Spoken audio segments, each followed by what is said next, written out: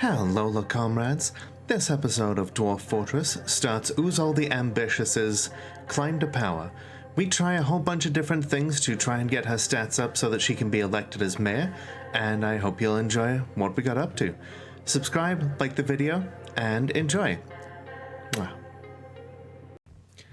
Alright, comrades, let's dive back in to Dwarf Fortress. It's episode 4 of the GraveGate series set in Elathumuya, the domain of Typhoons. It's Coroner October nailed it. Yes, the music is slowed down in order to give a little bit of spookiness. Thank you for the head pats, King. Let's see, Pirate Software's most recent update on Blue Sky. Where are the pawn bots and crypto scams? You call this a social media platform? True. Okay. Oh yeah, last time, our militia commander, Aurelia, had just started to hunt. And this is what I wanted from her. I wanted her to start hunting, so that she can get into a position to train up her ambusher skill. Shattered glass of Sunny D. Ah, nice. Honestly, like, juice is one of those, like, that's surprisingly, like, full of sugar. Alright, let's see. Lenny is currently off to plant seeds. Do you have a dwarf in this fortress? Let's see. Not yet, but you are welcome to have one. We have 50 people in the fortress. The first thing I'm going to do, though, is we are keeping track of certain dwarves here. One of them that we're keeping track of is Uzol. Uzol Saziru, the future necromancer. We're just going to rename her to Uzol the Ambitious, because she is known for her ambition. And if there's one thing that she wants, it's more power. There's certainly one thing that would help her in this regard.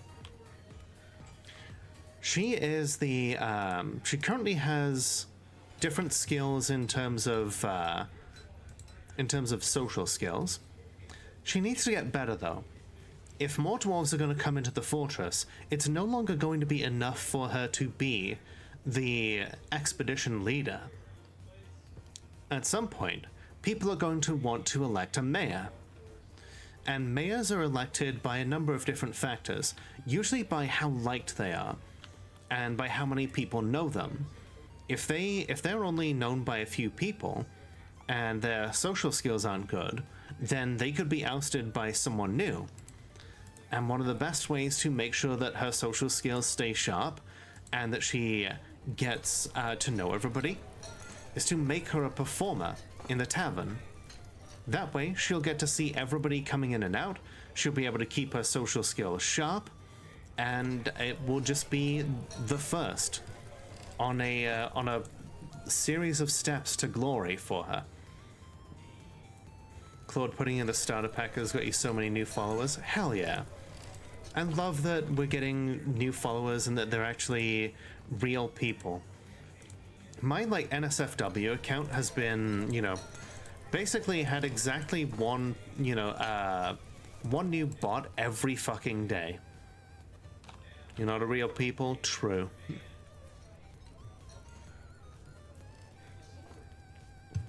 Alright, Pom.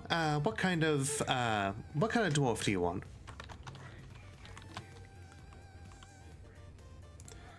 Alright. We've got several miners here. We've got carpenters, woodcutters, stone cutters, masons. We've got animal caretaker, trapper, furnace operators, jewelers, gem cutters.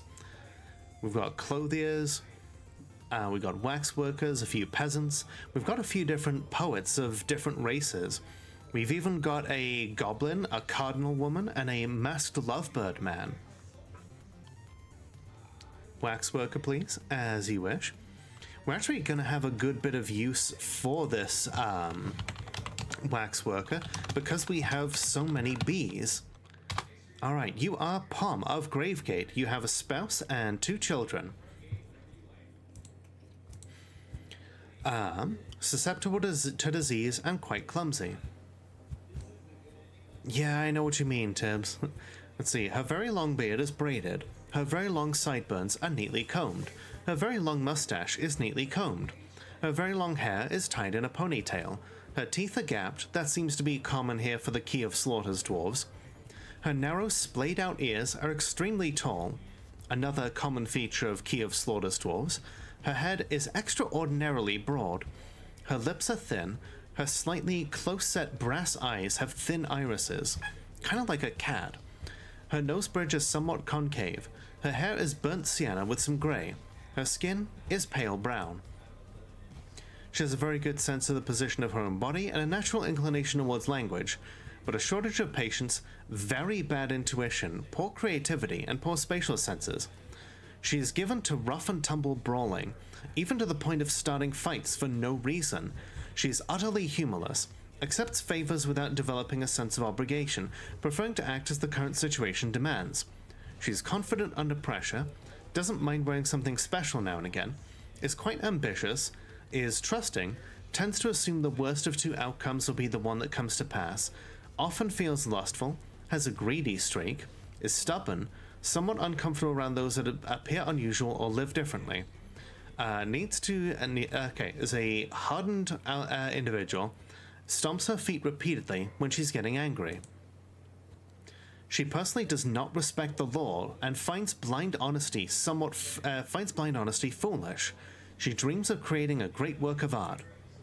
She likes ashglaze, bismuth, plume agate, the color rust, menacing spikes, llamas for their jutting teeth, koalas for their adorable appearance, and the words of the scribe of songs. When possible, she prefers to consume buckwheat beer and absolutely detests snails.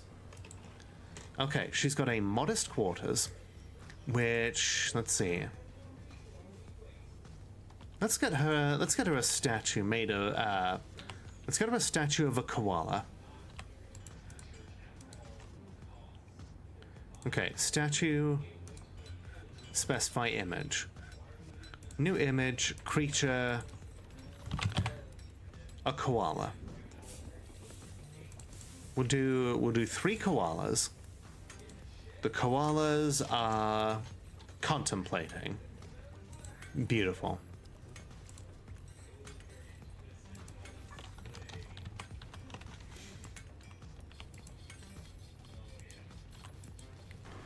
Let's see, war dogs fighting off something else again. It is a perfect statue. Oh, it's another, dogs are fighting another giant cave toad. Our trade broker is attacking it now. Okay, punching the cave toad over and over again. Looks like the cave toad keeps missing. Bruising it over and over. Oh, the dog is helping out here. Okay, cool. Looks like it's backed off. What item? Oh, we're bringing up refuse. Just a whole bunch of junk. It's a perfect statue. I'm glad you think so.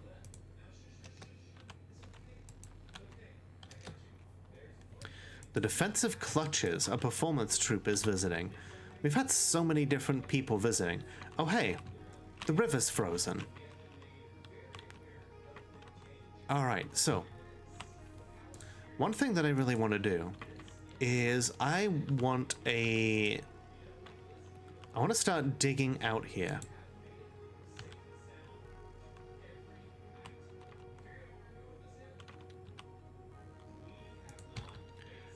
I think this place deserves a moat, don't you?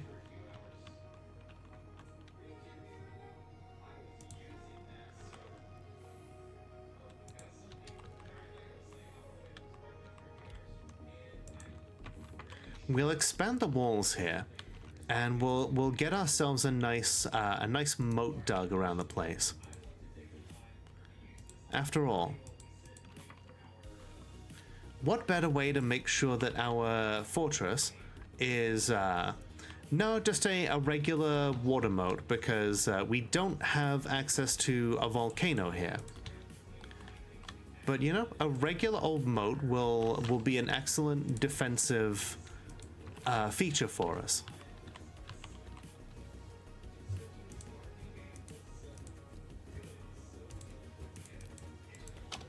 We'll get that started.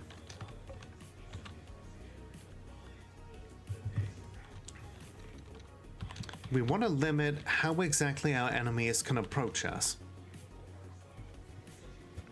Because if we're going to become a powerful necromancer fortress, then we're gonna need to start getting a bit better about keeping our enemies away. Okay, looks like Aurelia is shooting at this elk bird again. We have shot at this elk bird a whole lot, and it is still shrugging off like every single injury.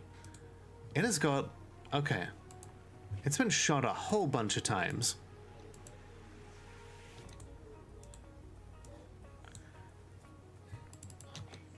Okay, Aurelia is shooting at it again. Hopefully with all of these hunts that she's going on. Okay, so she keeps running out of bolts, and then the moment she runs out of bolts, she starts running away. What's our petition? Chorused murdered truths.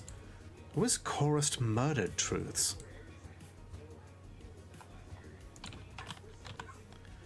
A human bard.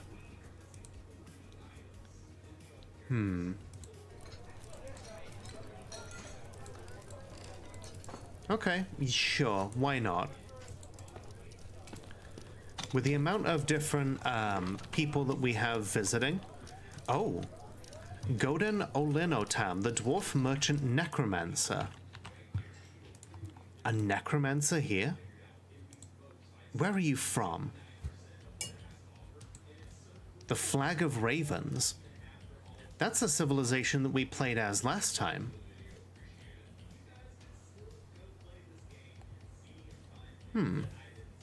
Used to be part of the Arena of Crystals. Okay. What is the name of the Tower of Arrow Platted? Okay. Their site government is a place called the Veiled Meetings. So as long as they're not part of the Veiled Meetings, we should be okay. The Veiled Meetings are a group of, they're basically a secret society. They have decided to manipulate the world. The Veiled Meetings has a whole lot of very, like, covert, shady dealings with a lot of different folks. Oh. Ast Eshantizar, the craftsdwarf, is taken by a Fey mood. And they have claimed a craftsdwarf workshop. Not my preferred place for them to take, but who am I to judge their creative spark, you know? If they wish to make an artifact, then I would be a shitty person to deny them that, you know?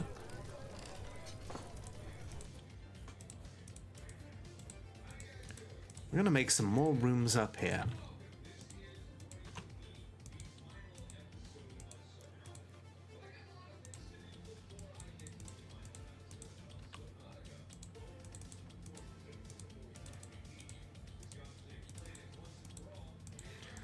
Because you never know when some dwarves are gonna come to visit, you know?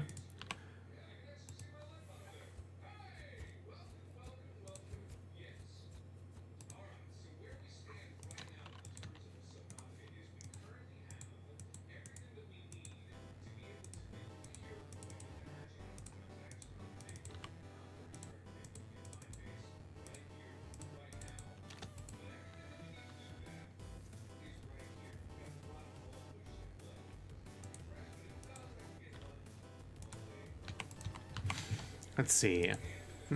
Once again, Aurelia is going off to shoot at that elk bird. Once again, she runs out of bolts.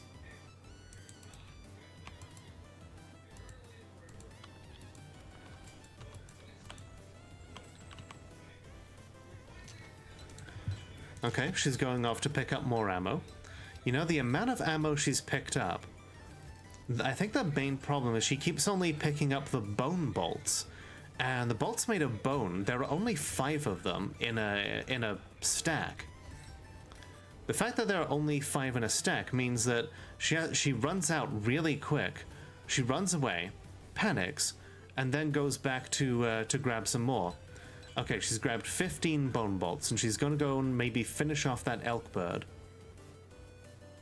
Yeah, she is just firing them like rapid fire. Okay, yep, then she runs away. Hopefully she'll pick up some of the wooden bolts soon.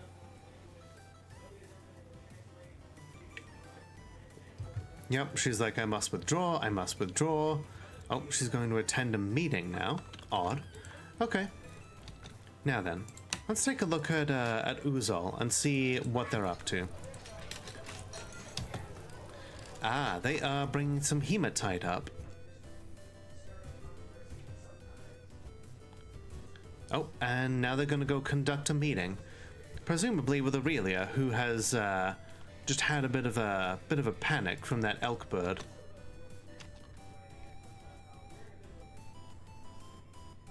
Oh, she's got her own little office there. That's what she's using. I was cried on by an unhappy citizen. I feel empathy. That's a mark of a good leader, you know?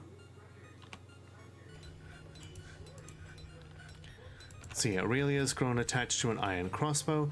I remember what this was going to be now. This was going to be our barracks. Yeah, we're gonna enlarge this space, and we're going to make this home to our first troop of soldiers.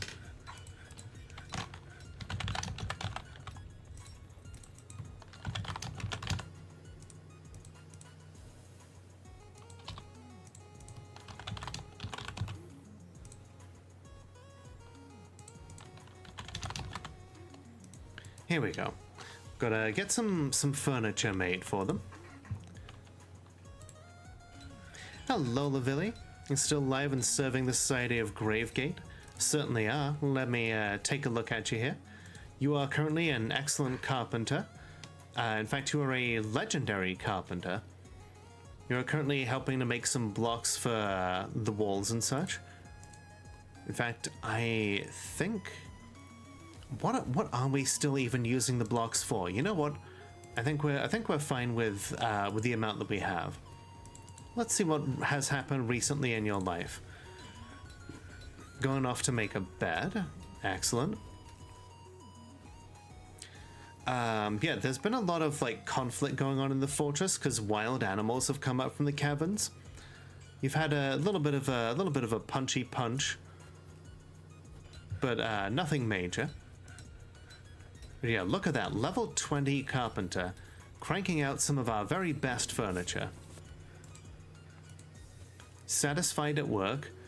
Apparently you want to acquire something and be extravagant.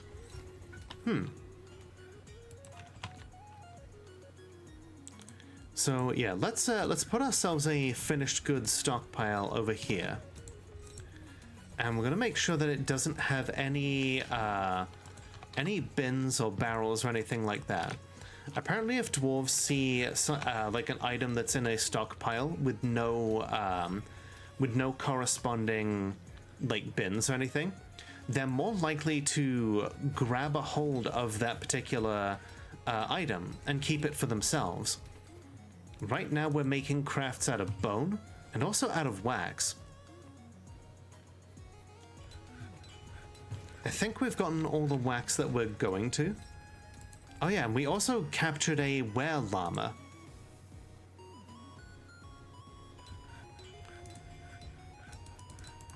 Ooh, let's see, what kind of rumors have we heard from beyond?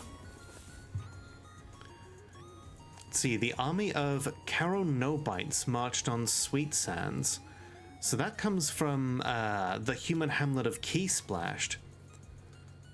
So the humans are marching to acquire new lands. Looks like the goblins are doing the same against the elves. Much the same as it ever was. People pushing the elves around. It's just kind of the natural order of things. Let's see. Ast Eshan Tizot, the crafts dwarf, has created Sobir Ashok, a willow scepter. He offers it to the pale jesters. So, that translates to the released time. This is a willow scepter. All crafts dwarf ship is of the highest quality. It is decorated with walnut wood and encircled with bands of willow, hazelwood, and walnut wood. This object menaces with spikes of willow, pecan wood, and hazelwood. On the item is an image of Anguish Depth, the Iron Helm, in hazelwood. On the item is an image of a bogeyman in willow, and a round, brilliant cut gem in hazelwood. You know, truly, this... Go, Onion! I need to collect the tools. Hello, Zoe. How you doing? What was I gonna say? You're looking forward to Pathologic 3? Also, yeah, this object may be a scepter made of wood, but what better way to thumb our nose at the elves? What better way to demonstrate our mastery over the environment and stick it to those knife-eared cannibals at the same time than to have the object of your life's work be made entirely of various different types of wood? Is that not the ultimate form of revenge? Pathologic 3, they're making a third one? They are. They've been working on the... Okay. So technically, it's just the Bachelor's Run, but they've expanded what the Bachelor's Run is so much that it's kind of transcended the boundaries of the old game. The boundaries of the mechanics, the boundaries of the story. It's grown so much beyond what it originally was that that they felt it was best to essentially make it a whole new sequel. And so that is that's why they made it into Pathologic 3. You were a big fan of the original? I loved the original. I went through a phase while I was streaming where I would play nothing but Pathologic because I was determined, and I mean determined, to get those stories finished, to like complete all 3 routes.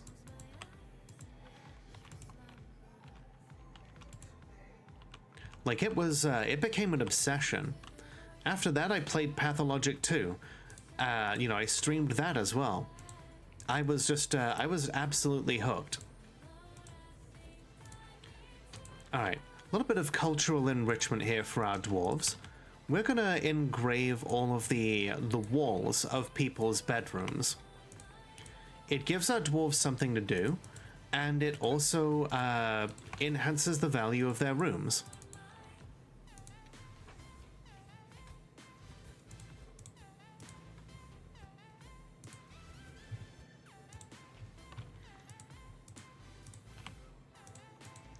In fact, I actually went back not too long ago, and I tried to see if I could beat Pathologic 2, subsisting on a diet of only eggs for the delicious egg meme. And is it possible? No. There are not enough eggs in the game because the game procedurally generates how many eggs there are in the game. You can supplement it with morphine and bandages and sleep, but at the end of the day, there just are not enough eggs to keep you from starving to death.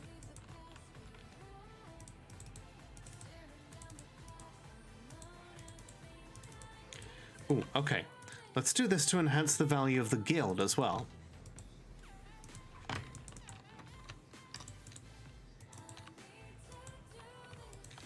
Gameplay is still awful, but somehow the game is still at 10 out of 10. Yeah, I will say, as bizarre and like as janky as the game is, it is a flawed gem that I fully admit looks terrible, but I have like a massive like soft spot in my heart for it because it tries so hard. It has a story it wants to tell, and that story is fascinating and amazing and wonderful. And that makes it worth coming back to every damn time.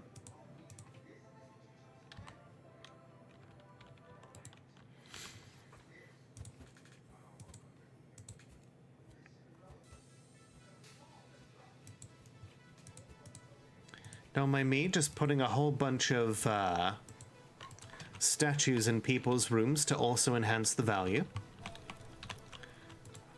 Our expedition leader is firmly of the belief that we should have a lot of art in our rooms to enhance their value. Let's see. Fornea is socializing with all these different dancers and visitors. Talk to an acquaintance. Excellent. Okay, so what else is Uzol up to? Uzol is currently detailing walls, saying the creative impulse is so valuable. You know, I'm gonna take away everything but her assigned tasks. Let her do engraving, and she'll also be involved in the tavern, doing dancing and such.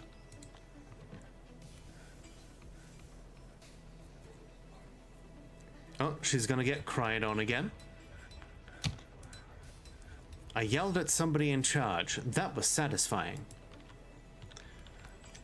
God, if you like, people talk a big game about how pathologic is hard, but at the end of the day, the hardest thing about the original pathologic is getting it to run properly.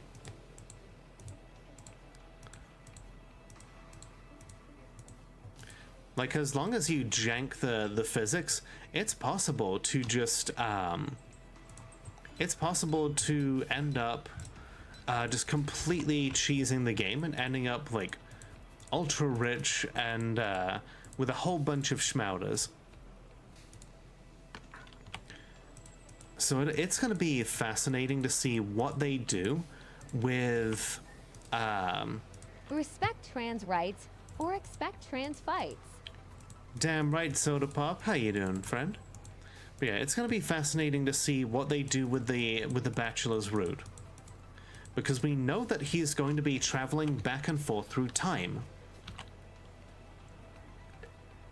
It's going to be more of an investigation game than a survival game.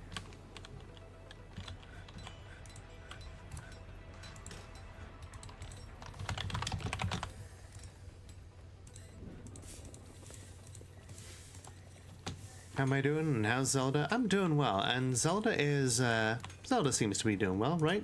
Yeah? You doing okay? You being a kitty? Doing kitty things? She thinks I'm gonna give her something now. In fact, somebody did redeem kitty treat earlier, so here we go. Oh, she's coming down. Or is she? Oh, did you get it? There you go.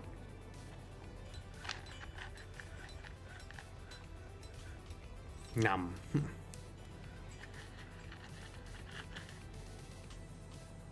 There you go. Good girl.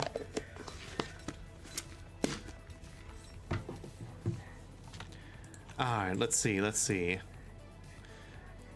No, we've got enough entertainers. Hardest part of getting through Pathologic was constantly repeating city blocks without getting a headache. True, it is very samey after a certain point. Look at this. We've got unicorns that have grown up.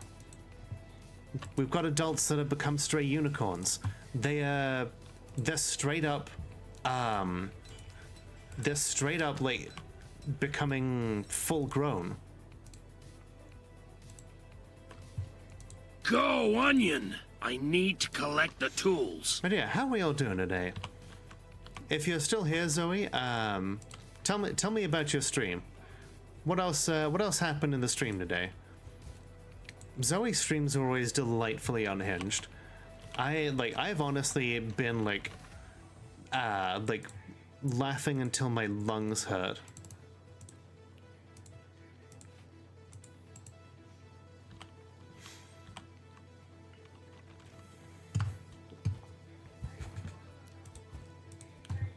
All right, we'll do a weapon stockpile here, and we'll do an armor stockpile here.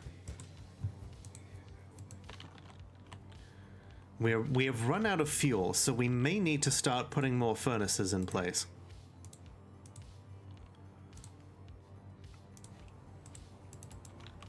Unable to stream because you were getting burnt out in the game you were playing? I'm sorry to hear that. Burnout is no fun. That's partly why I ended up taking a break from Dwarf Fortress at one point. It's good to take a break.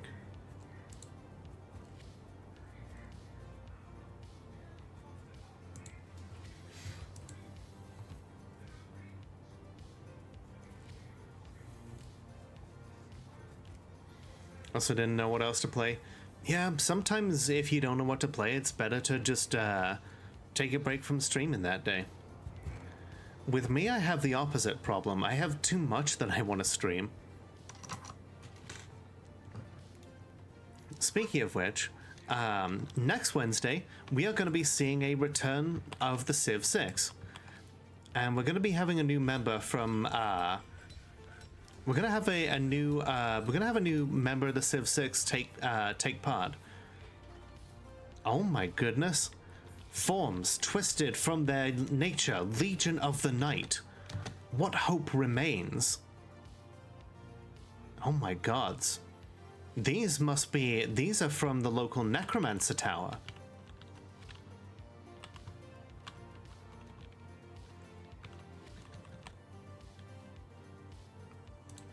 Alright, everybody. All hands into the tavern. I don't think we have any dwarves outside. I'm gonna lock the doors and see if that causes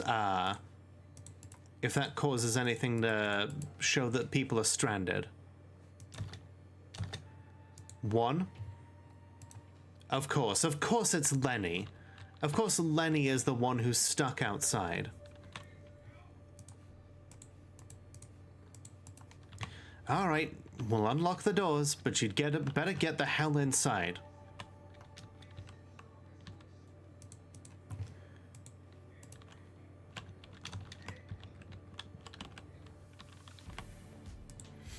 Okay, there are only 5 invaders.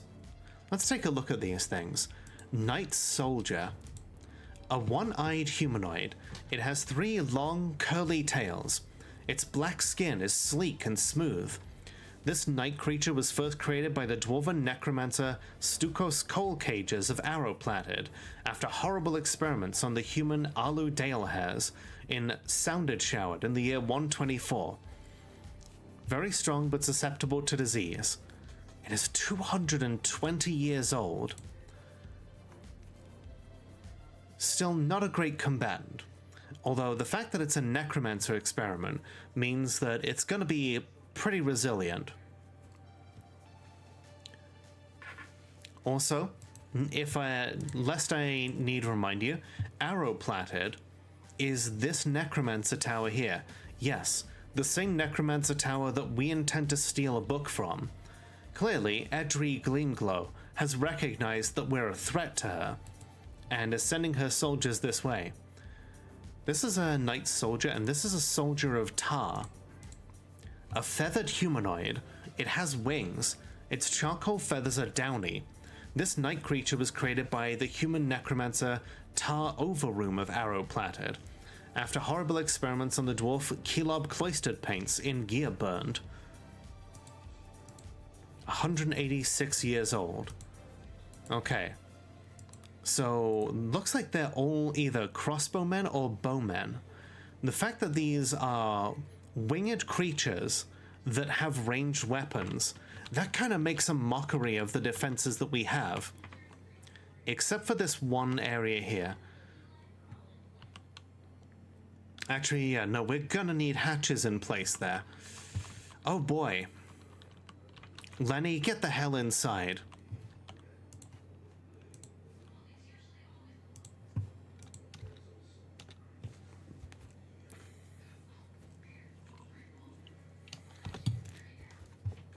Alert.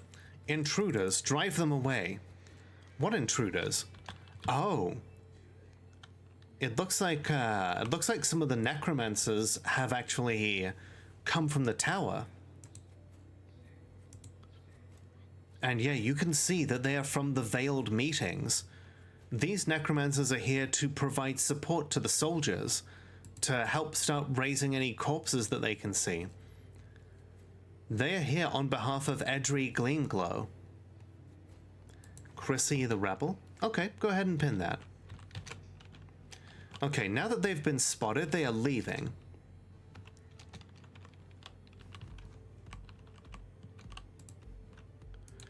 Okay, we've got a human spearman here. Okay, Lenny appears to be... Okay, Lenny is inside. Alright, we're gonna lock the hatches up here. And at least in this way, we are now safe from siege. Whatever people have come to visit our tavern, we will have to hope that that is enough. For now. In the meantime, we have, we've got work to do. Hopefully she's live by then. Yeah, I'll take a look and see if she's live by then.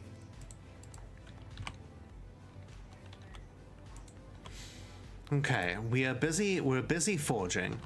We've got plenty of wood right now, but just in case we don't have enough, we'd better start chopping down some of the wood here from the caverns. Those necromancer experiments have made a mistake coming after us.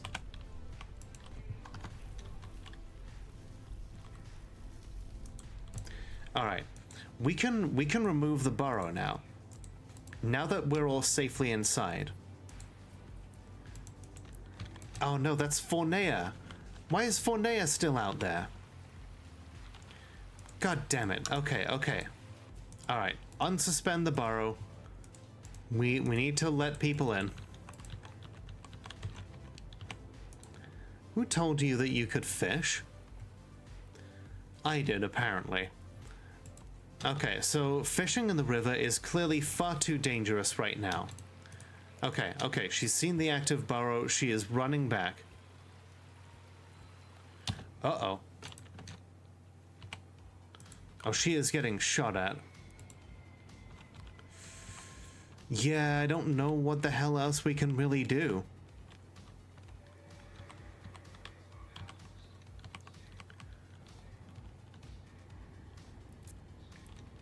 Okay, we're gonna need to get a hospital set up.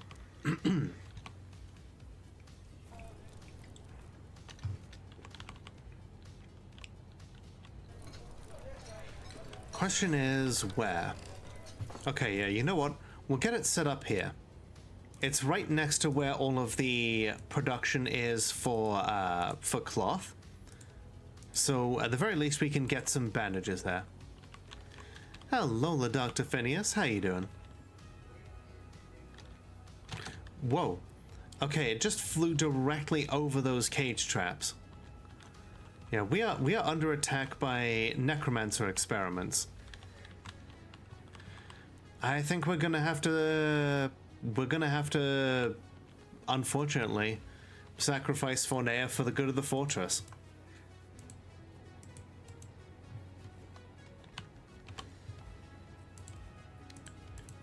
The needs of the many outweigh the needs of the few. Oh hey, looks like some of them can get caught in the cage traps. Whoop. Okay, she is scrambling away. She is getting shot at a whole bunch. All right, Phineas. Do you have a preference for a type of dwarf? We've got the usual spread here. Plenty of miners, some carpenters. We've got crafts dwarves, a whole bunch of stripes. We also have some elf poets. We've got a visiting dwarf poet, human bards, a cardinal woman, goblin, and a masked lovebird man. Doing good? I am glad to hear it. A fisher dwarf? Let's see.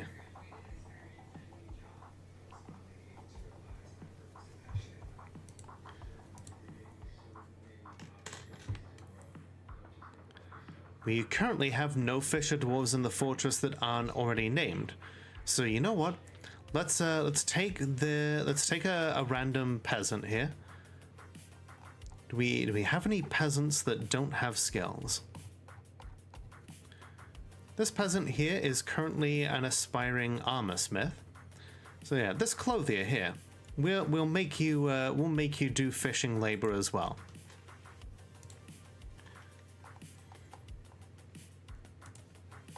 Your name was...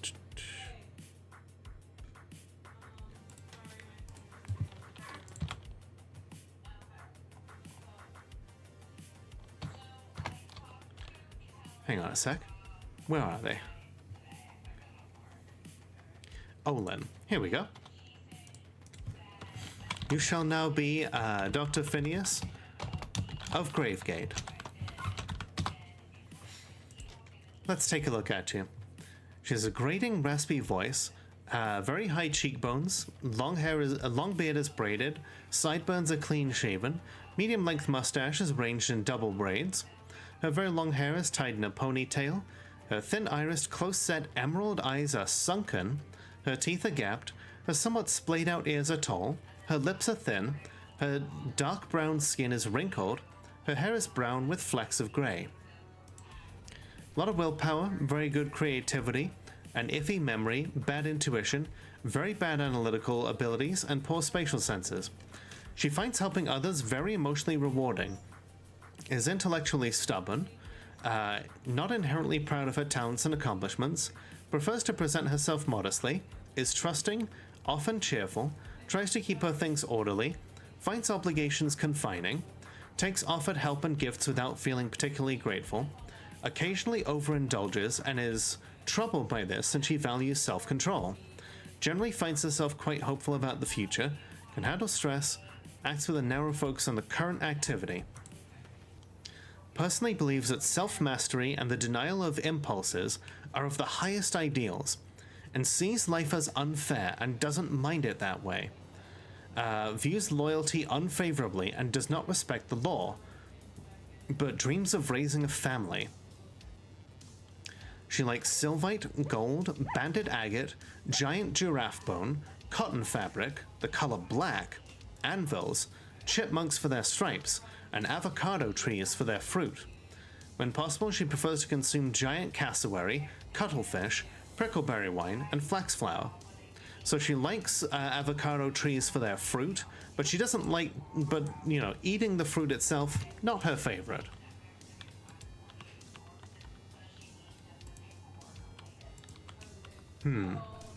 Welcome to the fortress, Phineas.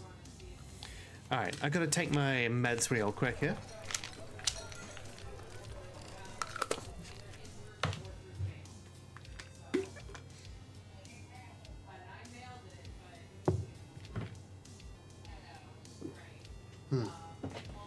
Hello, Minty. How you doing? All right, Soda Pop. Have a good night. I appreciate you being here. Enjoy your weekend, okay?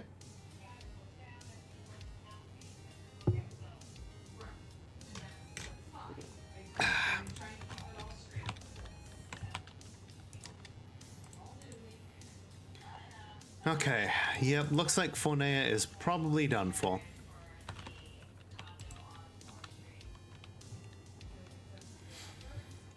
Go home, Ash. You're drunk.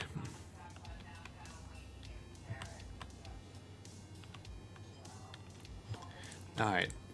we're gonna start making more charcoal because we desperately need more people to start making fuel so that we can make more steel. We need more people to make steel so that we can make more weapons and armor. We're currently making a bunch of iron helms so that our armor smiths can get leveled up. Ah, man, that sucks. Fornea of GraveGate has been found dead. One of the soldiers says death. This is truly horrifying. Iron helms are good to get covered in gems and shit. We've seen the lay of the land yet. It looks like after that kill, they have left us alone. The siege is over, but at what cost? Well, that is, that sucks. Alright, let's get a tomb for Fornea. With the siege over, we can unlock the hatches here.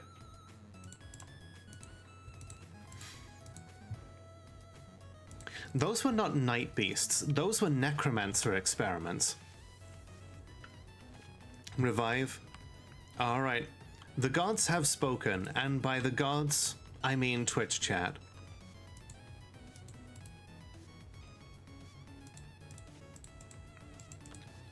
Very well. Clearly, the gods have favored us, and the secrets of life and death have been indicated, certainly. And whilst this is not necromancy in the true sense, it will certainly be tempting for Uzol to begin exploring what it means to be alive and what it means to be dead.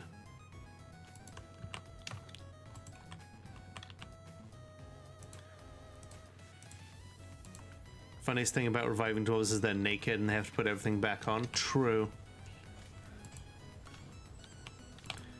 Alright, looks like but yeah, that was a quick and brutal lesson for us all. And that lesson is that we cannot get complacent here.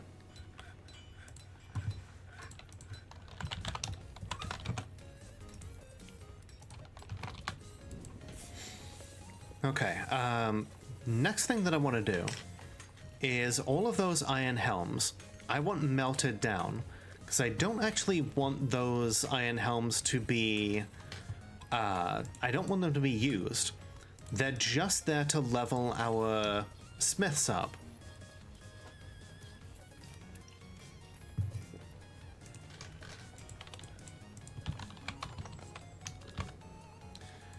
Okay, but we desperately need more fuel. Right now, the only fuel that we have is charcoal.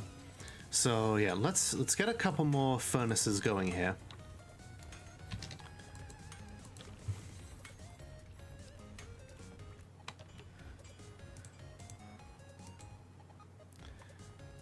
All right, we've got a whole bunch of yarn here now. Okay, and if there's one thing that we've learned from this... Oh shit, oh, this isn't like all the... This isn't fresh water, this is like stagnant water from the ponds. Okay, good. Yeah, this music is a bop. It's from Harris Heller's Stream Beats. Oh hey, an elven caravan from Parikia has arrived. Let us hope that they have brought another giant tiger, and hopefully this time a female. Ooh, okay. You know what? Rather than... Okay, I guess we have something useful that we can use all these iron helmets for after all. Instead of melting them all, let's bring them over to the trade depot. We've got plenty of iron.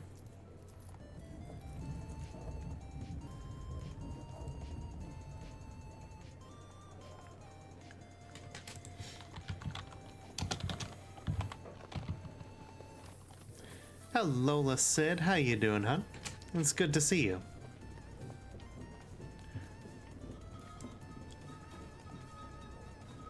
Thank you for the head pats. What's going on, my friend? Alright, let's bring some trade goods, and we'll have to be very careful. We have to be very careful about how we trade with the elves.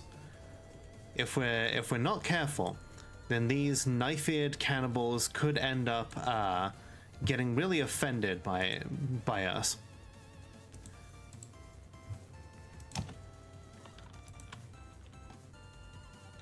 Yeah, it's good to see you, Sid. How is Sid Dwarf? Let's take a look, shall we? Sid is currently down in the caverns. Thank you for the hug. She is gathering up some wood to help our burgeoning smithing industry. And let's see, how skillful is she at her different occupations? She's currently making some charcoal. She is a novice stonecutter, and she is dabbling in a lot of different skills. She has yet to find her true calling, but you know, she is willing to set her hand to anything to help the fortress continue spinning.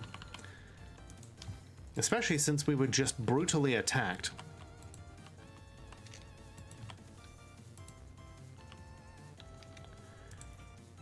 Okay, yep, looks like the burrow is suspended. Good. Let's, okay, we're waiting on one more item. Honestly, like, being a jack of all trades, or a Jill of all trades, is actually seen as a compliment. It is better to be a jack or Jill of all trades than a master of one.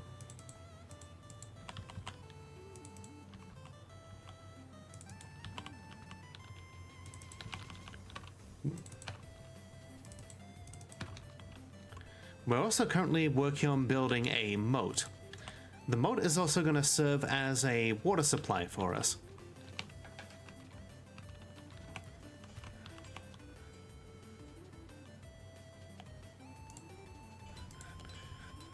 Oh hey, looks like some fish are just currently splashing around in what will be a moat.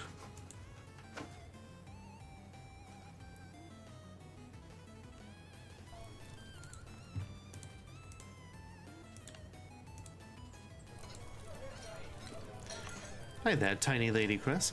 Jack of all trades, master of none, though oftentimes better than a master of none. Yeah, exactly. How you doing tonight? Greetings, we are enchanted by your more ethical works. Alright, let's see, what do you got?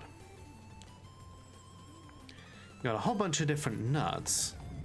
Not interested in those though. Saguaro fruit, definitely want that. Want to be able to brew that up into drinks.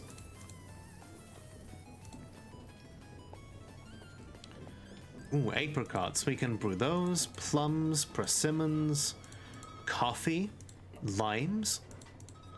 These elves have some really exotic plants. Definitely tried to yeah, you know, that's the thing about streamer brain is oftentimes you end up trying to say something and it doesn't always go through the way that you wanted. Ooh, sand pears, bit of oranges. Yeah, we're gonna take a whole bunch of this.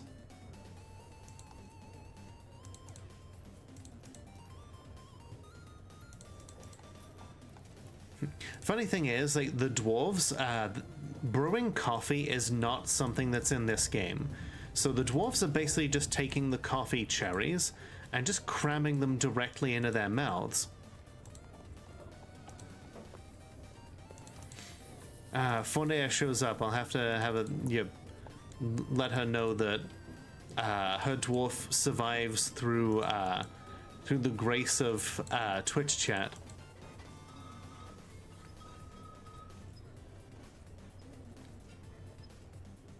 And find good cue for you to actually quickly eat so you can be fine. Yeah, if you need to eat, then yeah, absolutely, go ahead. We will be here. Holy shit, they brought so much fruit. Like, this wasn't necessarily what I wanted them to bring, you know? I would have preferred that they bring, like, animals, but I guess I can't complain too much. Bayberries are nice. They brought no animals this time. That is disappointing. Okay, okay. Cannot trade them anything made of wood or bone.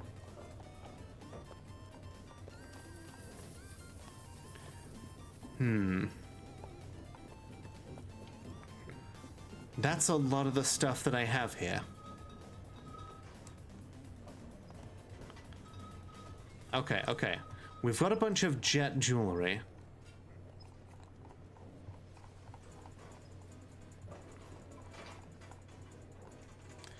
And, okay, that's a gem. That should be fine. That's conglomerate. That should be fine.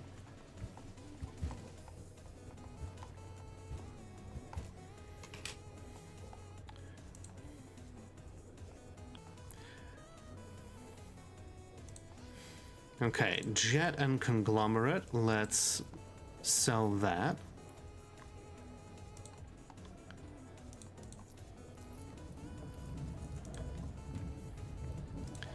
Okay, looks like the craft dwarfship of some of these is growing. Conglomerate. Alder is a type of wood, so no. Hello, Turtle. How you doing? Okay. Bunch of iron helms. This is the good stuff.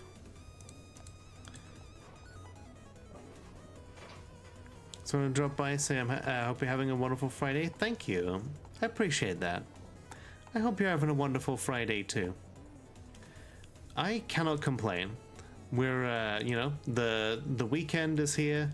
We have we've got good company. We've got elves to trade with. They haven't brought us any animals, but that's okay. Thank you for your business. Okay, good. We have managed to not offend them. We'll give away some of these helmets as well. You are too kind. I know.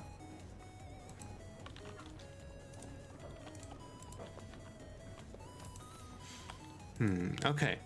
We've done all of the digging that we're gonna. Or rather, we've done all the iron helmets that we're gonna. Let's keep going.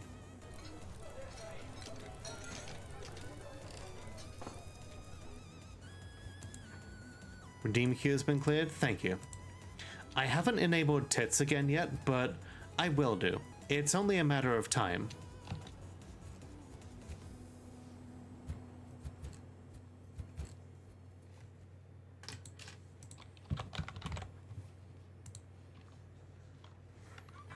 All right, let's see. You know, we're just gonna clear that water out. That's fine.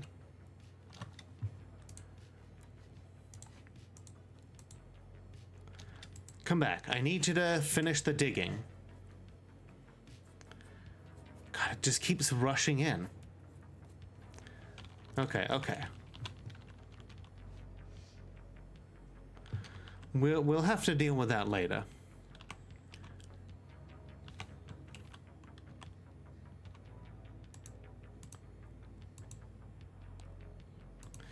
Yeah, we are very much out of fuel.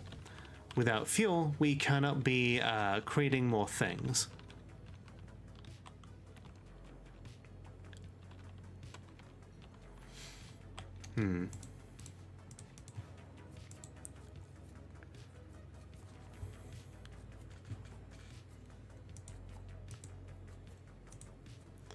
Okay, let's say all visitors are welcome to this guild.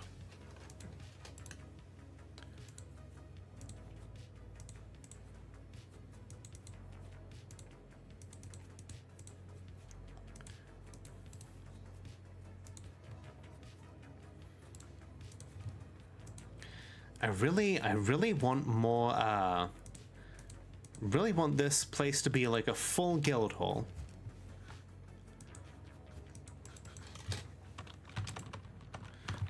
Alright, yeah, those elves can sod off back to their, back to their forests now.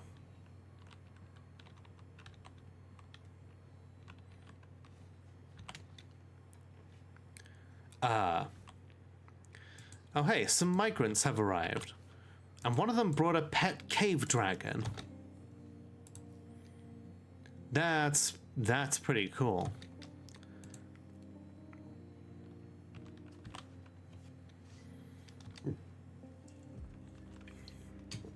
That puts us up to 58 dwarves. Oh, sorry, 59. And if you're wondering why a dwarf can have a pet cave dragon, it's because I'm playing with a mod that adds in basically all of the different animals that we could potentially have. That pet cave dragon could be a last line of defense if we're careful. But all the same, that does not excuse the need for a military.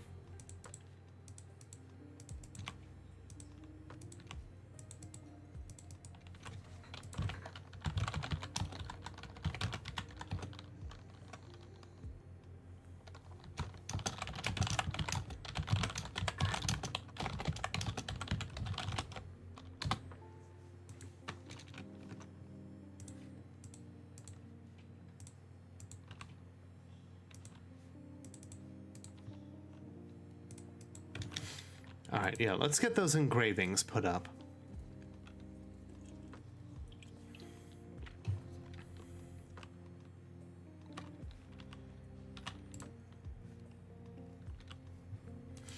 Okay, yep, Mias is helping to make more charcoal.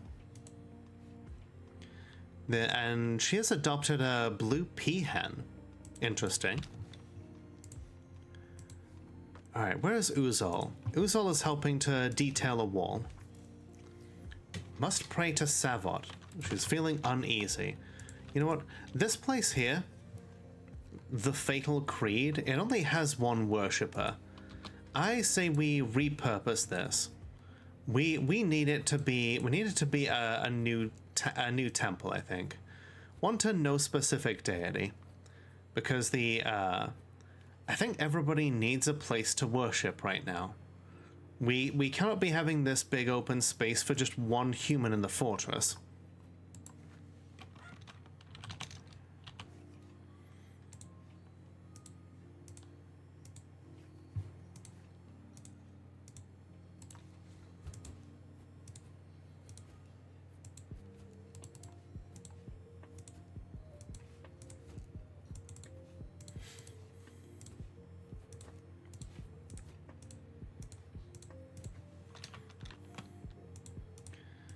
And I think people are going to need more rooms. Rooms and beds. And in those beds, in those bedrooms, we're going to need more of the usual furniture.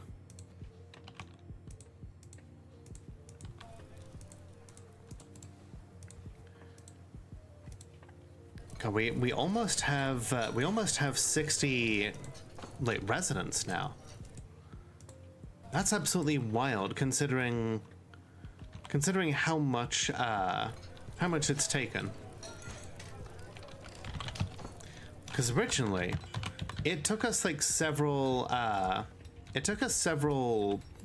months to even get any. A moose man drunk pale corpse. God, he must be quite mad that he's unable to drink alcohol anymore. And his profession is drunk.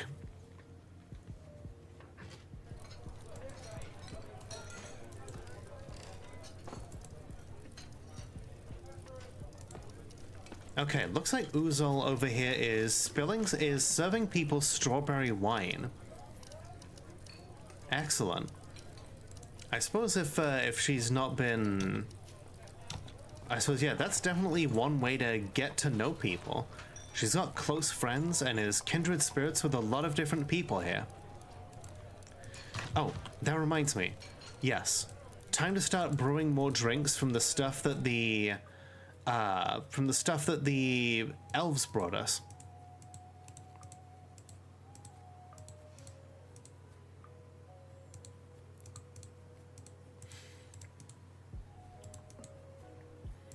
And let's get some meals going.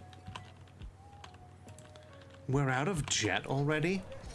I guess. I have escaped the containment chamber. Indeed you have. Welcome back. I put you in timeout because you wouldn't shut up about cave toads.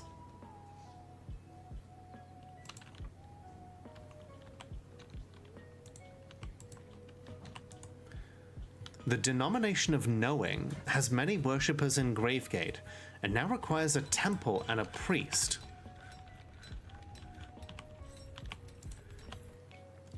The denomination of knowing. Who are the denomination of knowing? Let's see. They worship Anne Page Silver, and they are the patron of wealth, poetry, and writing. You know what? This area over here is for guild halls and temples, so why not, you know? Hello, Archangel. How you doing? May you have an update on your dwarf? You certainly may. Let's see. You are currently brewing up a nice batch of drink. But let's see, what drink are you brewing up? You've got some sand pears, so you are making some sand pear cider. And you are currently lovers with Uzol the Ambitious, our future necromancer, who is currently sleeping. Let's see. But yeah, how you doing, Archangel? Oh, there's been a chicken recall? Oh, I hope you're safe. Ooh, actually, this area here. This area is already set up. So, new temple, the denomination of knowing.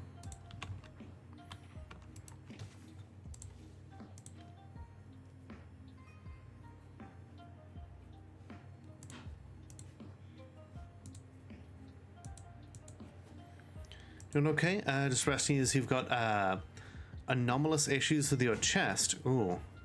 I hope you're, I hope that you'll be okay.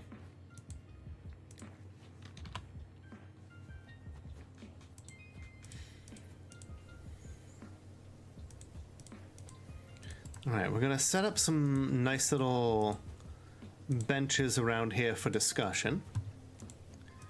And since they are also a guild that's dedicated to art and knowledge, let's put a whole bunch of statues over here to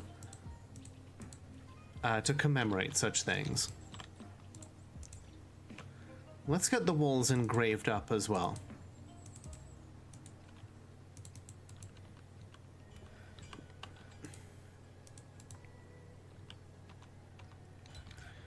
Chest feels fine, but it feels like there's either... Yeah, I mean... It's one of those things that there's always something going around.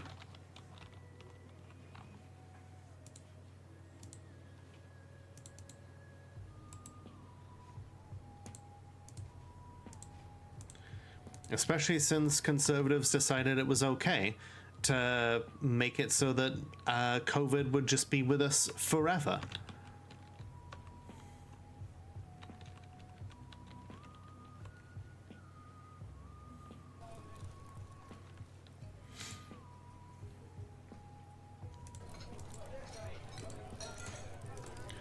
All right, we're gonna put some beds in here, because this is going to be our hospital.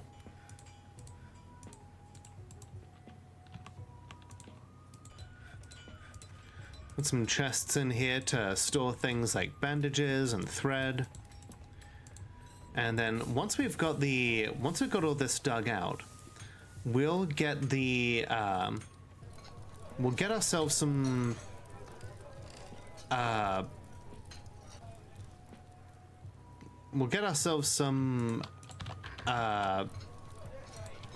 fresh water down there. And then that will serve as our well, which will be all the more reason for us to get our we want fresh water down here, basically to serve as a way for our hospital to have a way to clean wounds. We've struck more jet, excellent, but it's not where we really want it. I'm gonna dig around here to get more sources. Wait, why is Palm attacking someone?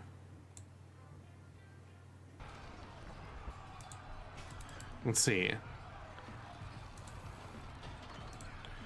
Punching an elf, but no real reason why. I started a fist fight. There was no thrill in it. Oh, they're brawling while under the influence. Oh no. They got a little too drunk.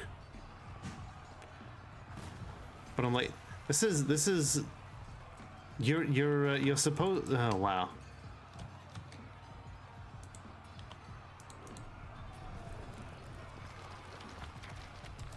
Okay, let's okay. I guess we need to turn that hospital on sooner rather than later. And yeah, we will have a whole bunch of fresh water because we've got a river nearby.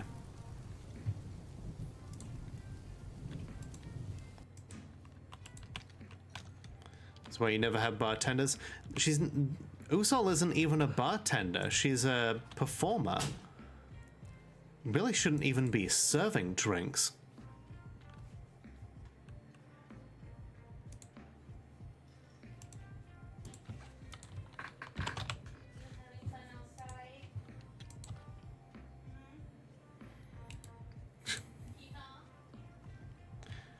Saw a masked lovebird woman recite Bucks Ever Onward at the Cake of Corridors.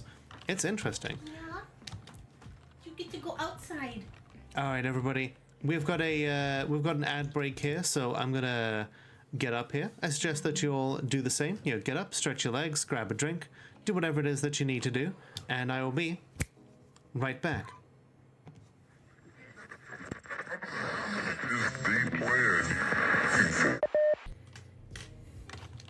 And looks like we have someone new in chat. Unbound Lopez.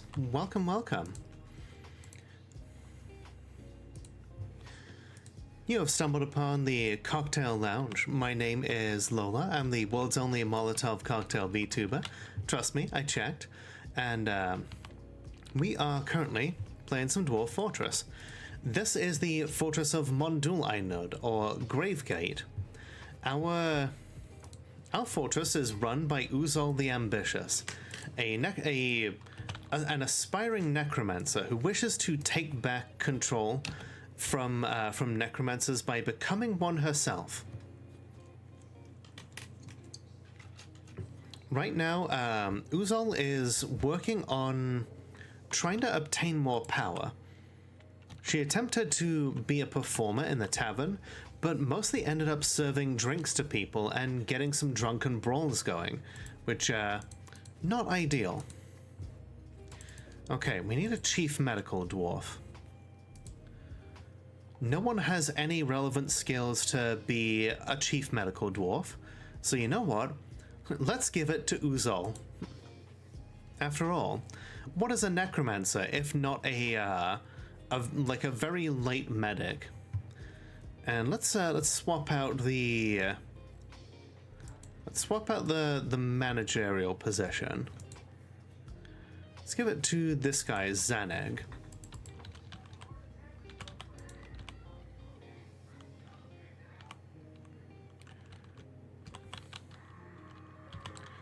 Okay, so Whoop. Zaneg is going to be the new manager.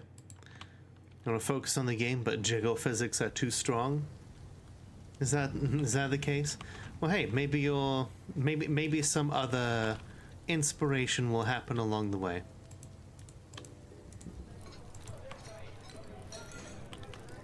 God, yeah, there was just a massive drunken brawl there. Even Sid got involved in it.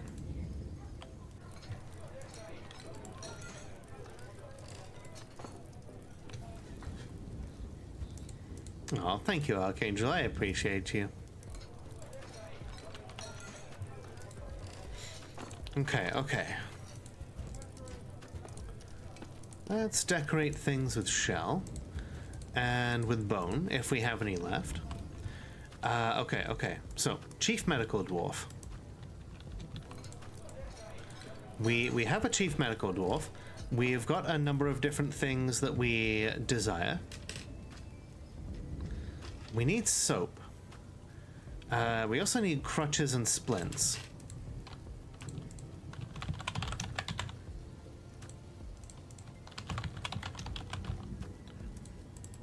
You know what else we need?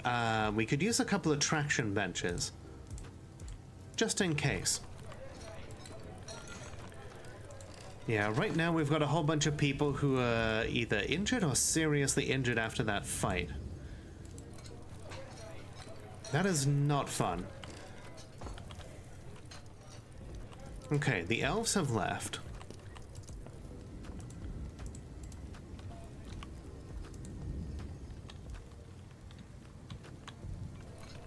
Okay, cool. That's fine. The elves have served their purpose here right now.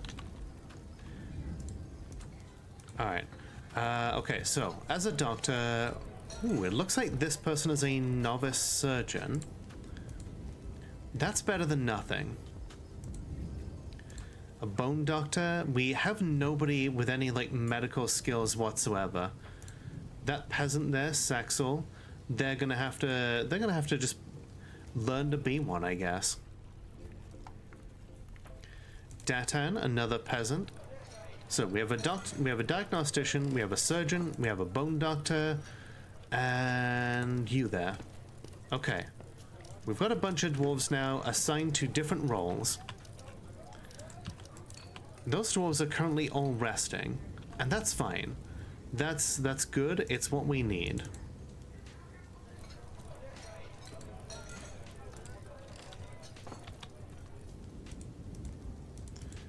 I'm gonna cut out more of that jet. Because if there's one thing that we need here if there's one thing we need jet for, it's to make this big old tower.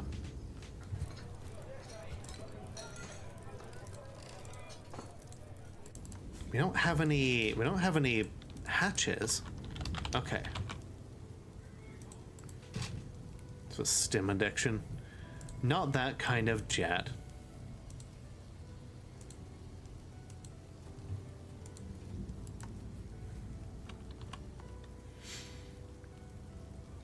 God, there is blood everywhere. Okay. We're also going to need a couple of floodgates.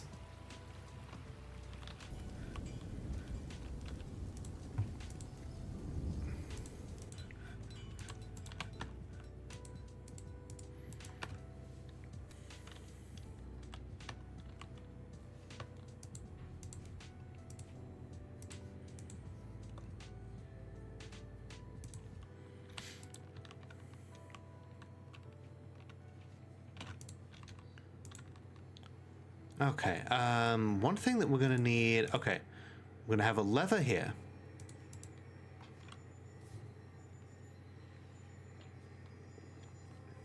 Okay. Looks like some of the dwarves have been bandaged up, and looks like they've been patched up somewhat. And it looks like we have elected our first mayor.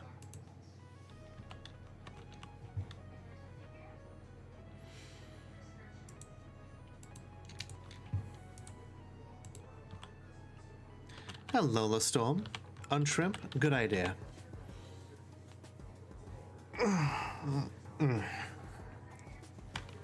I don't know why performers serve booze either. In fact, okay. Let's find Uzol again. Uzol is currently drinking. Finished up some work. Let's have her not do any of that. Okay, so hopefully with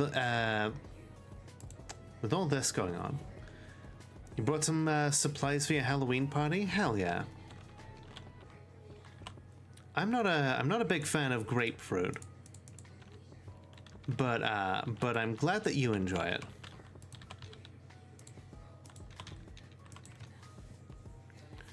Ooh, chicken burger. Love that. All right. More bedrooms. Now that these have all been furnished.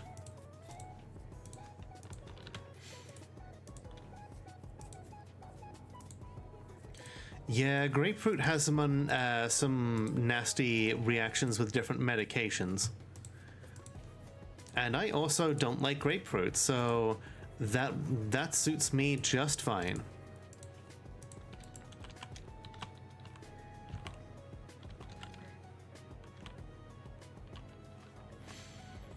So Uzol is probably not all that happy that she got passed over for mayor. Now I could pick I actually cannot pick anyone to be mayor.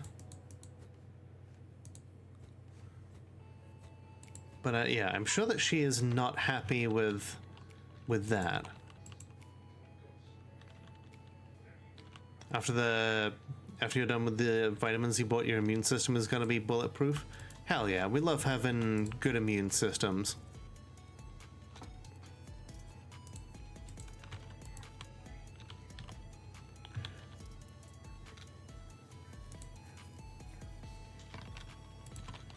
Ooh, we've got skulls. Yeah, let's make some totems.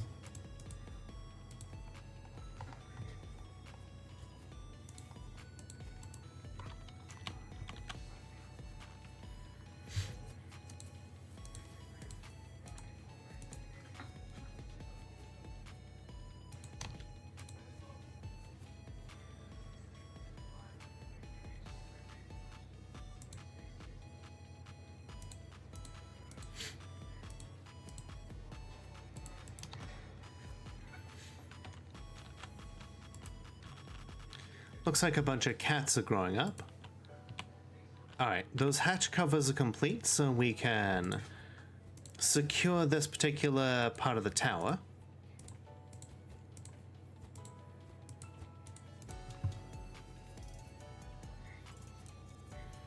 We're gonna widen the tower out in a second. Once again have burned yourself by forgetting the heat part of heat lamps. Actually, are you being jealous of Axe's ability to do dumb things? Is that what's going on?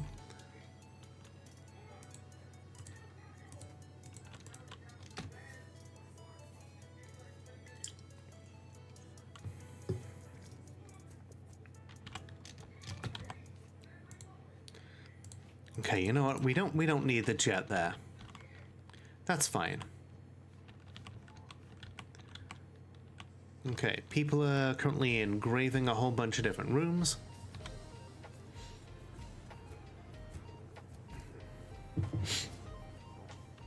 You know what? I'm glad that I can have ditzes and himbos of all sorts of varieties here.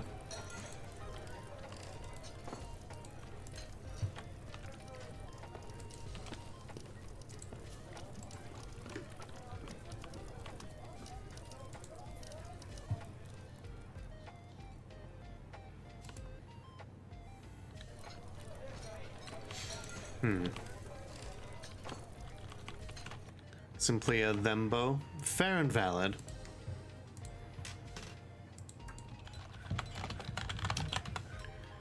Okay, I'm gonna make a whole bunch of crafts, and we're gonna make them out of conglomerate. Because we've got the room for it. Okay, splints have been created. Now we work on making, now we work on digging for more jet. There's more here as well. So we will simply dig in various directions and pick up more of that beautiful black stone. This tower is going to need a lot of it. And since we can't make ours out of anything cool like Slade, the very least we can do is start picking up more jet. Jet is light and it's easy to craft with.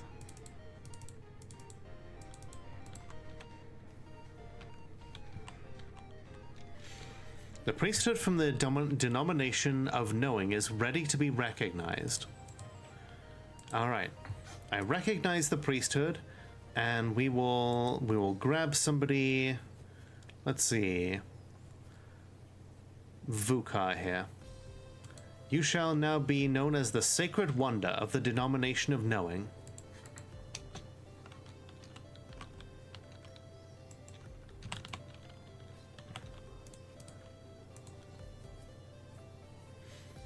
Ah.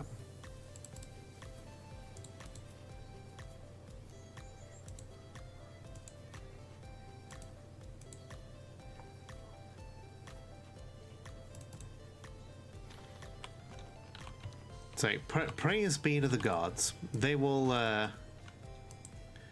hopefully guide us. But that is, that's not the main god that we wanted to attract the attention of. In truth, we want to attract the attention of Nekol, the god of death. But that's okay. A lot of our dwarves have various different deities that they pay homage to. One time you had a church pop up in your fort and appointed Lenny. Lenny was an undead and never died. Honestly, it makes sense to create temples for your undead dwarves, because being able to commune with gods is one of the few things that the undead have left that they can take pleasure in, you know?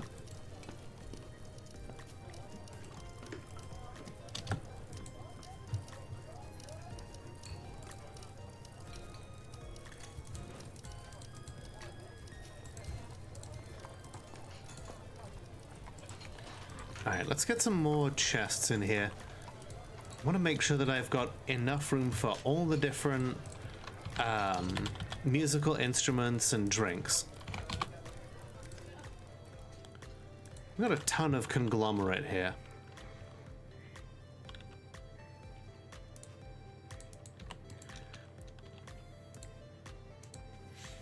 Alright, let's get cutting some more gems here.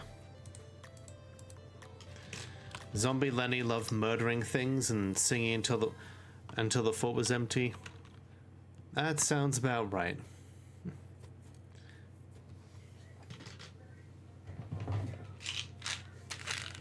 Thank you for reminding me about the vitamins I should be taking.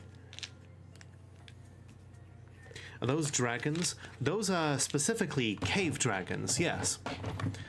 They are larger than a lot of other dragons. Their wings are vestigial, and they are some of the largest creatures in the game. Those ones are people's pets that they brought in.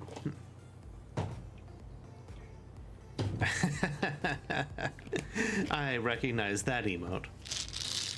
Yeah, I've got some vitamin B different stuff here and some vitamin D. That one male into your all-female stock and suddenly they're all preggers. Preg champ.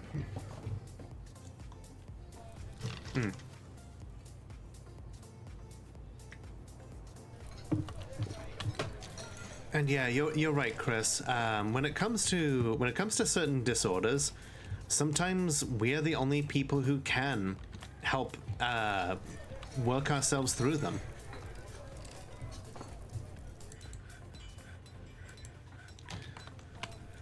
Okay.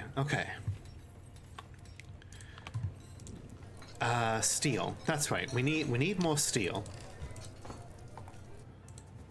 Okay, so making pig iron and making steel.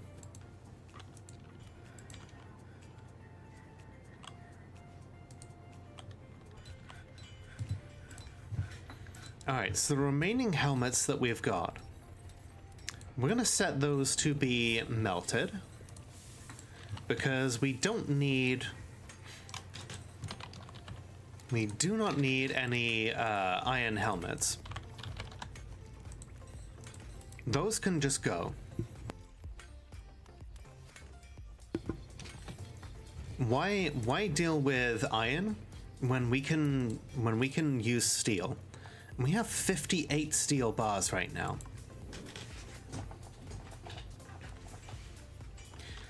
Yeah, hey, that's yeah, that is very much a mood, Chris.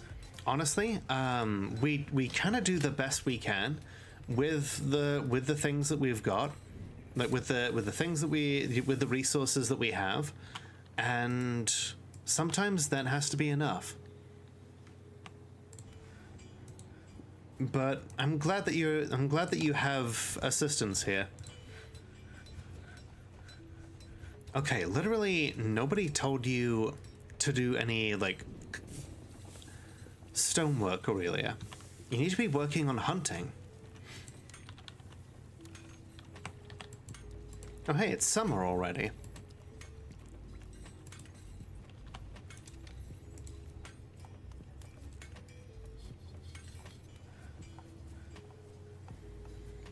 There's 19 helmets. Yes, I basically had our people commission like 40 iron helmets so that they could level up their armorer skill. Okay, steel helm, steel gauntlet, steel greaves, steel high boots, and steel breastplates. And steel shields. You know, if we have enough room. We definitely don't have enough steel for all of this just yet, but we'll work our way through it.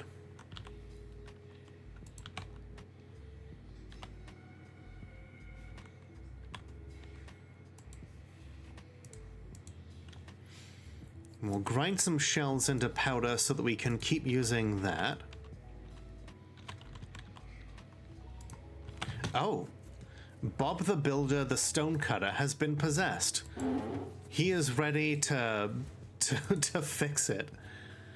Okay, okay. Love the export feature in work orders. Made a set of armor for just about every material. I love that.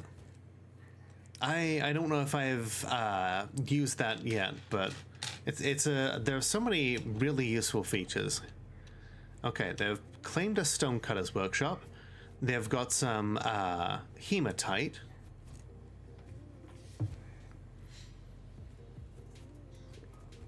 And some more hematite. My only problem with this is that hematite, is that possession means that he's not going to end up as a legendary stonecutter or a legendary mason. We'll still get a legendary artifact, you know. It just won't be reflected in his skills.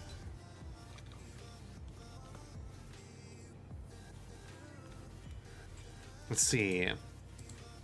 Some pink tourmalines. Okay. He's collecting a lot. Lavender jades. And he's beginning. So we have 3 sets of hematite, cave spider silk, and some tourmalines and lavender jades.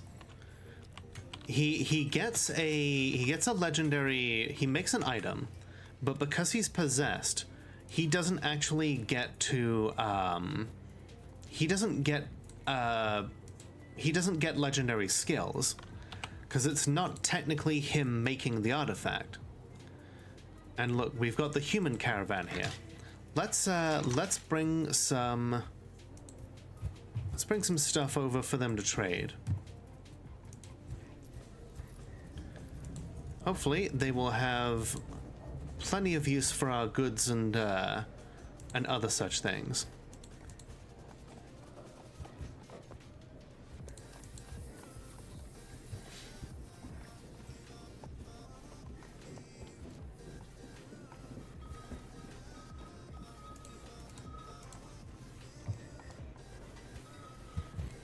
First person to see to use coins. Honestly, one of the main reasons that I use coins is because you're guaranteed that that's the only thing that it's made of. So I like to have a stash of coins to give to the elves, because we all know how elves are when it comes to being given things made of wood and other such things. But if you give them a bunch of iron coins, you know there's not going to be any extra materials mixed in. You know that what you see is what you get. When I started to draw this capybara, hell yeah. We love capybaras.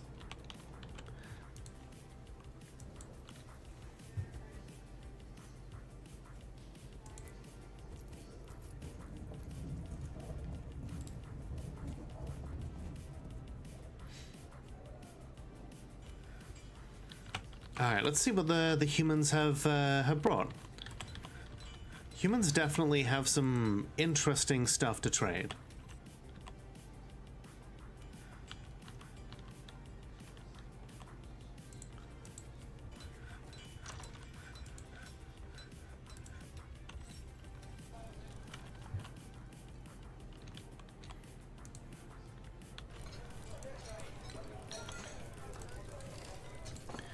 Alright, okay,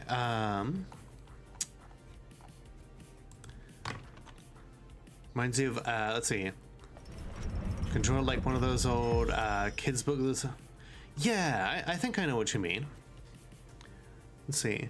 Bob the Builder, Ushat Osus, the stonecutter, has created Basenimic, a hematite figurine of Artuk Kingdom's tapered. He offers it to the Pale Jesters. Its name translates to Spray Chucks. Let's see. An image of Artuk Kingdom's tapered the human and a dog in hematite. The dog is striking down Artuk Kingdom's tapered. The artwork relates to the killing of the human pale corpse Artuk Kingdom's tapered by a dog in Sounded Showered in the Diamond Hill during the sieges of Squashing. So this relates to fighting off the undead. That's actually a really iconic image then. We are after all going to be fighting off the undead and creating our own necromancers. This object menaces with spikes of hematite and cave spider silk. On the item is an image of Asol spear-searched, the eviscerated eagle soldier, the bronze colossus. The artwork relates to the wandering of the bronze colossus Asol spear-searched, the eviscerated eagle soldier in the Diamond Hill. Is the Diamond Hill... Oh. Oh, we're in the Diamond Hill. We're in the Diamond Hill. That means if we're not careful, maybe one day we'll end up seeing that very same bronze colossus.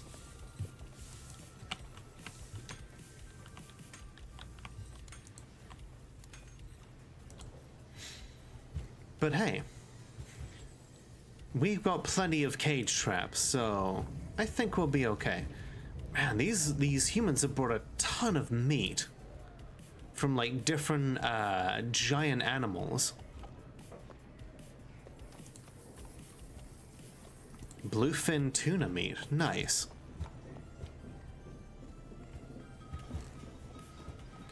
Oh, you mean like where the wild things are?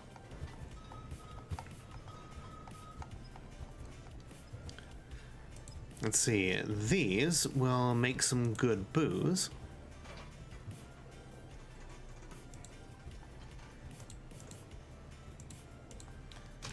Ooh, strawberries. Rhubarb. Hell yeah.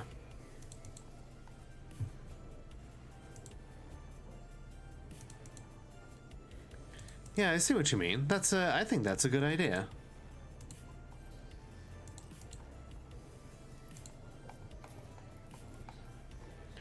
Okay, strawberries, blueberries, bilberries. Also make some fine let's make some fine foods and some fine wines. Some cheese, cause why not? That's all you've brought? Food?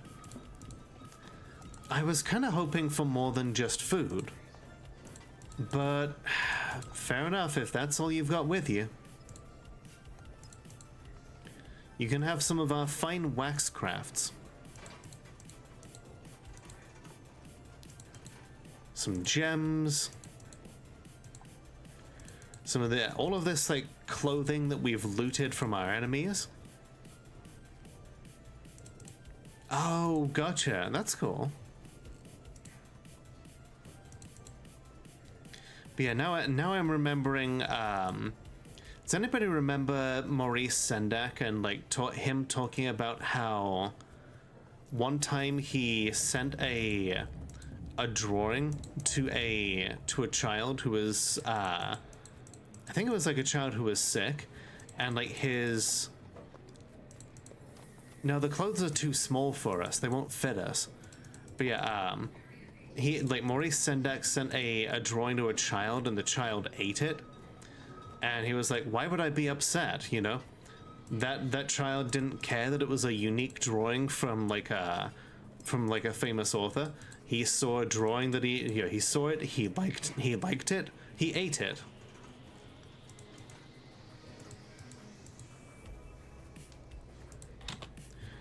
Okay, thank you for your business. And you know what? Yeah, we'll offer them some of these crafts. I will see to it that our leader gets this offering.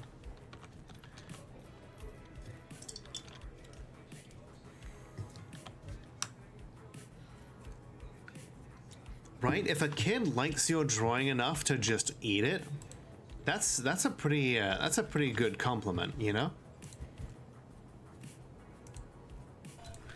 Okay.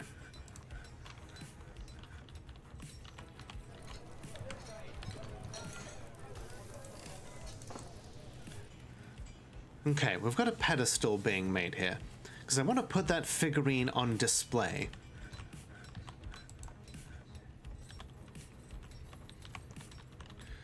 Also, I guess our mayor... Oh my god, Zelda, you look ridiculous. Yeah, you look ridiculous. It's true.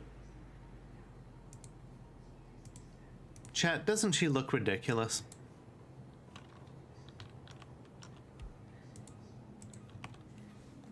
Okay, our mayor is gonna need some, Yeah, Zelda's the name of the cat. She's named after the, she's named after Sabrina's aunt, not the princess.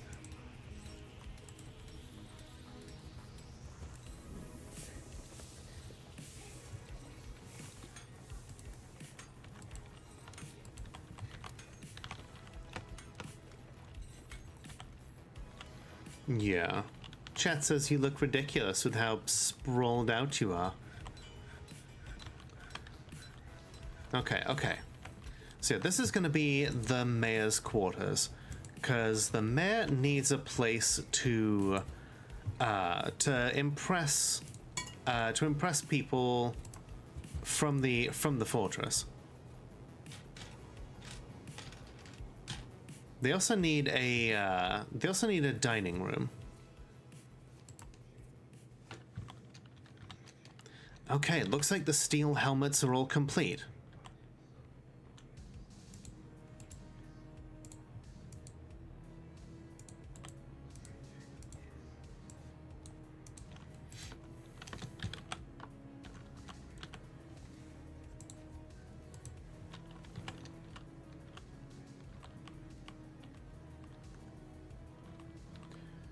once we have a full set of armor, that's when I'm gonna really start training a squad of people.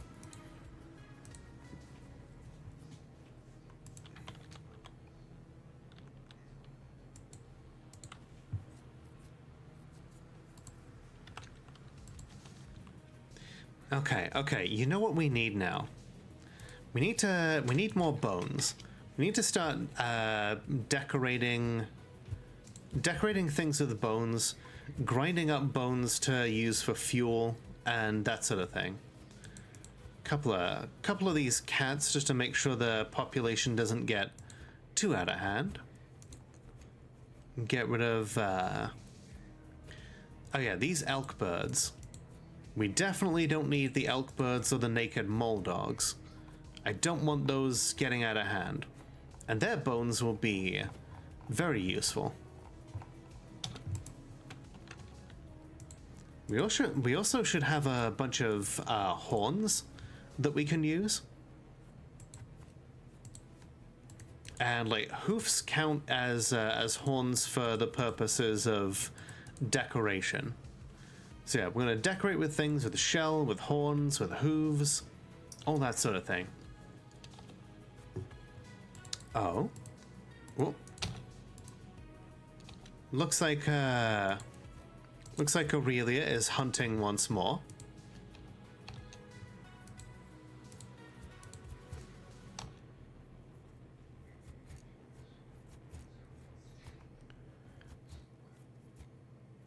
Oh, and now she's going to harvest plants. Because of course. Okay. Okay, I'm gonna make some more ammunition for her.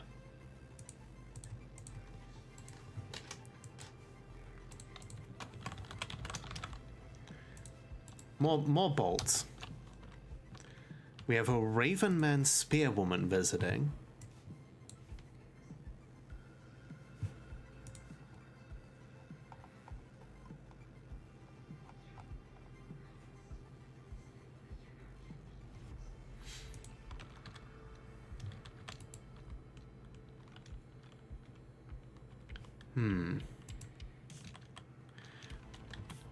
Okay, slaughter is beginning.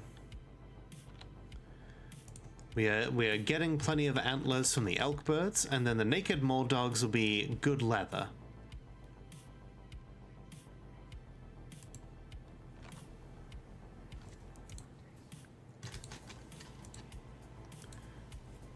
I need a chain? Okay. Apparently I have never made a chain here. You know what's better? Yeah, we'll get a nice silk rope.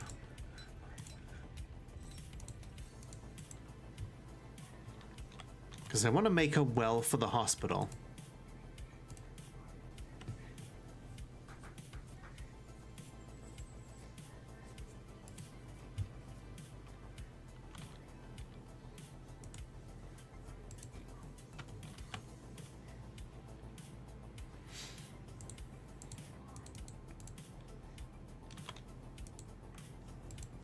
Transfem over here, weaving some thread into silk. Good stuff.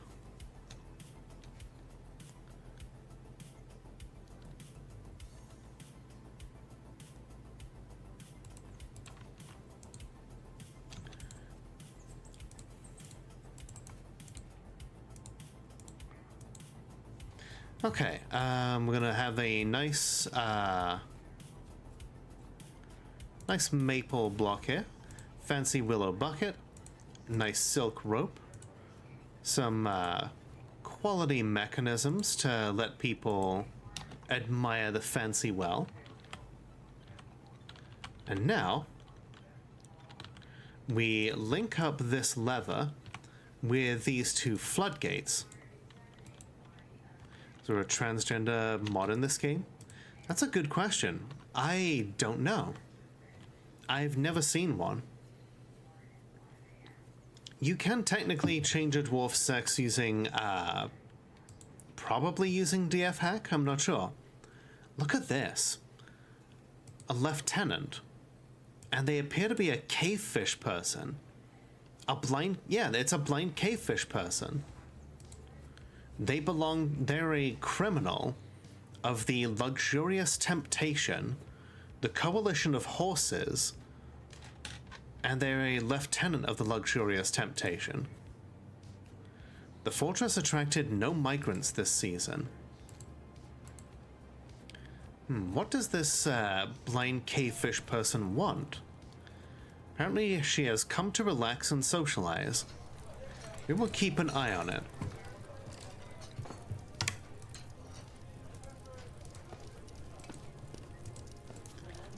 Okay. We've got the pedestal in place. Now we're going to put the figurine on it. It is a very nice pedestal. Like, if we take a look at it, there's a nice image. Somebody decided they wanted to engrave Villy of GraveGate on there in muscle shell. And yeah, just a picture of Millie doing some really good carpentry. Someone in the fortress was so impressed with Villy's carpentry that they decided that on the side of this pedestal, we should just have artwork of them making bins. And I think that's really cool. It just goes to show that people in the fortress just really enjoy other people's craftsdwarfship.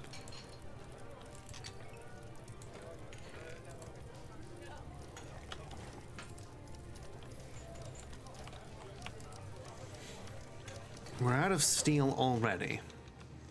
That's okay. Sure, we can make more. Especially now that we have a whole bunch of bones. Actually, you know what? Whoop. Who's dead? Apparently a masked lovebird woman has just been found dead, dehydrated. You thought of a new mod? Go ahead. What kind of mod did you think of? Here we go. We ran out of fluxstone. That was it. Yeah, sure, we can use bone powder. But why waste money? Like, why waste time getting bone powder when we can just carve out some of this limestone?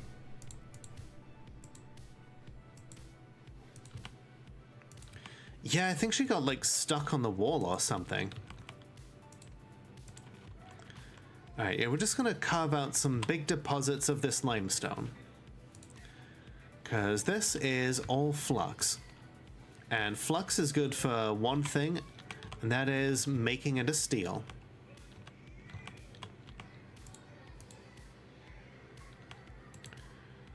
That's sandstone.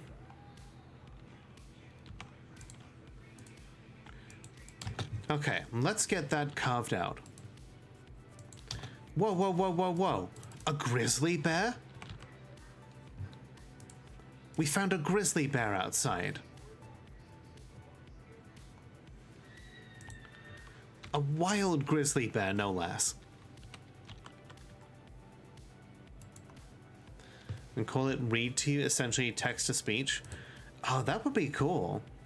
If you could, like, if you can get it to just to like read out item descriptions and such, I think that's a good mod. That would save people a lot of time. Holy shit, that bear is fucking Benny Hilling it away. Okay, okay. Dog, can you bring it towards the fortress? Not away, towards the fortress. You don't get it. You don't get it. Because if there's one animal in Dwarf Fortress that I would say is my favorite when it comes to war animals, it's grizzly bears. And I'm sure Sid, if Sid is still lurking, she will happily tell you why grizzly bears are my favorite war animal. And for one thing, they do not require grazing. 2, they reproduce once a year.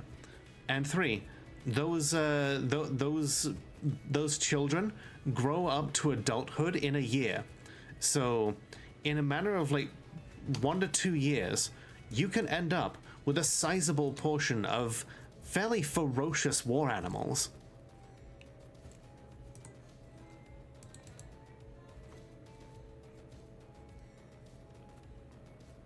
Now I just gotta hope that it steps in a cage trap. Whoop, it's running away from someone.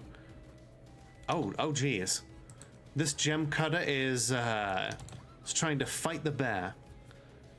Surprisingly, this bear does not want to fight anyone.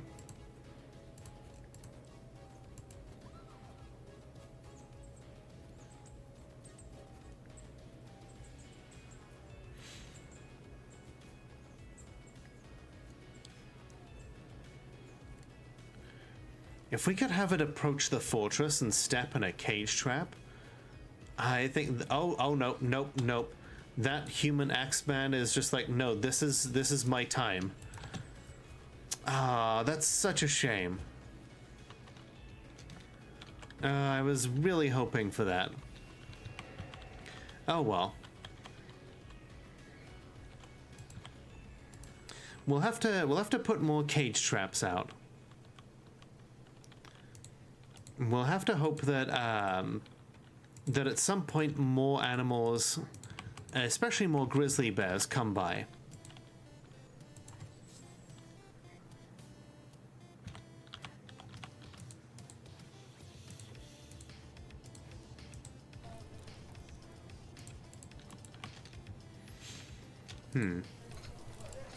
Well, yeah, that is a damn shame.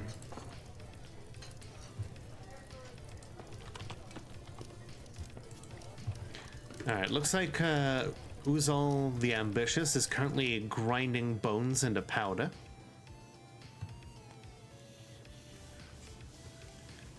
I guess because she doesn't have any, because we don't have any more Fluxstone right now, she's just helping grind up some of those bones to make temporary, like, Fluxstone here. Hello, the Transfem. How you doing? Let's see how your dwarf is doing, shall we? She is currently drinking in the tavern. Oh no, just grabbing some from just a nearby barrel.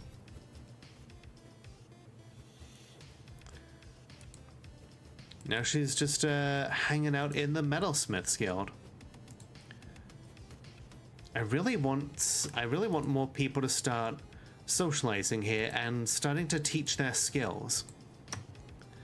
Okay, so this is an official meeting place of the Metalsmiths Guild. Imagine a kitty who ate so much ramen. Aw, I'm very happy for you.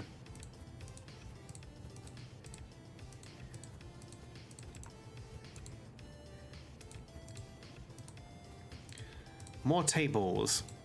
More tables for the guild.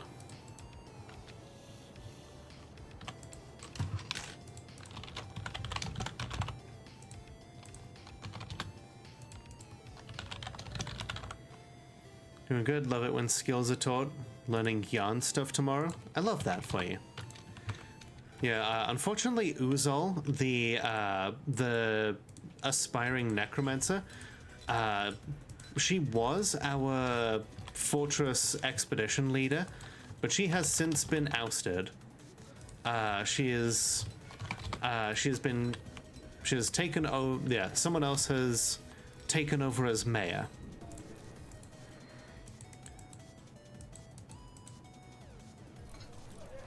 And Uzol is currently our chief medical dwarf. Although I really think that maybe we need to put someone else in. Because yeah, she's really not going to get any social skills by being chief medical dwarf.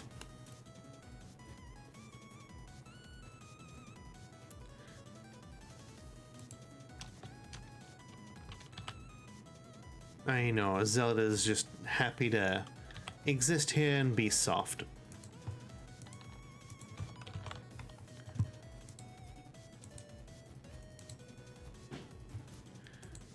Okay, yeah, she has made a few friends in this fortress, but apparently it just was not enough.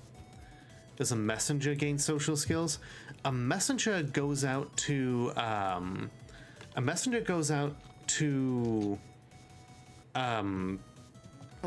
to gather workers from like nearby settlements that belong to us. I tried putting her in as a dancer, but she just ended up giving drinks to people.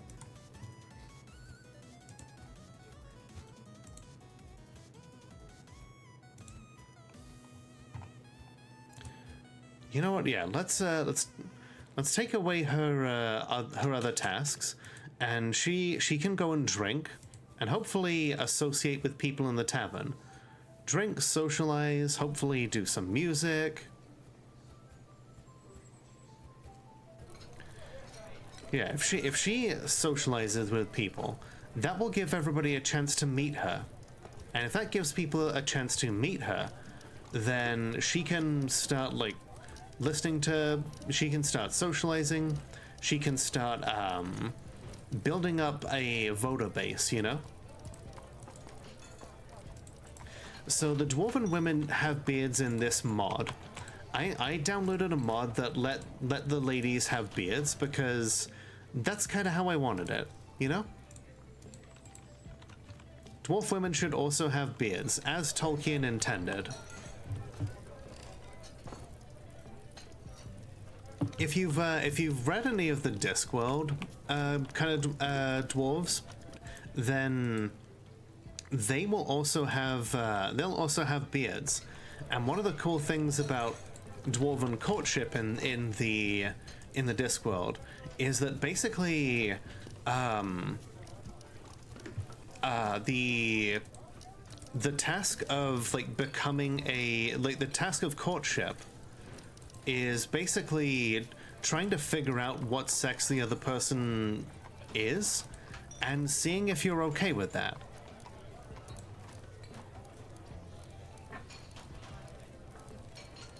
I know, it's a big yawn. A big yawn for a widow kitty. Okay, a bagpipe chanter. The hell is a bagpipe chanter? Okay, it needs to be made out of wood. I'm gonna start putting together some musical instruments here. I want people to play music here. It's not enough to simulate music. I want music to, I want them to actually play, you know? Who is making lute strings from candy? What?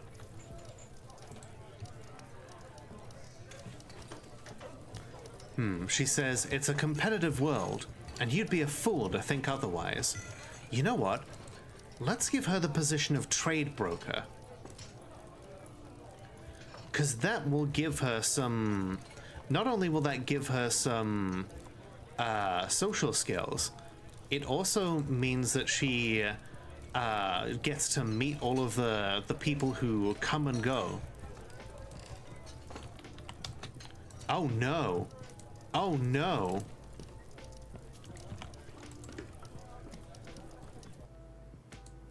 The were-bison?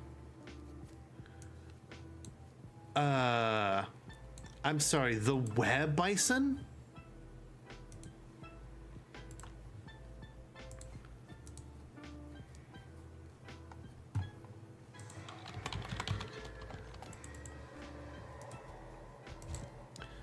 Okay. Were-bison, attacks the elk woman, bites the elk woman, tearing the muscle. Oh no, that elk woman is infected. Okay, I don't know where that were-bison is. Maybe they've run off. But no, this elk woman mausoleum ghoul, she is absolutely infected now. Everybody, get in. It's time to lock this lady out.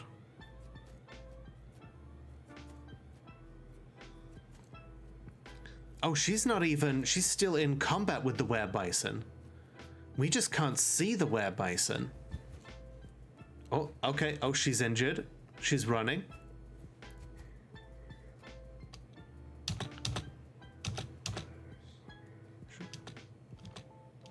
Oh no, there are the merchants who are leaving. Okay. Look, lady, I don't know who you are. Well, I know who you are, but I know that you're infected. I cannot allow you to, bring in your lycanthropy. Oh my god, Lenny. Lenny, you're outside again when there's some ridiculous fortress-ending threat. Can an intelligent undead become a werebeast? I'm pretty sure they can.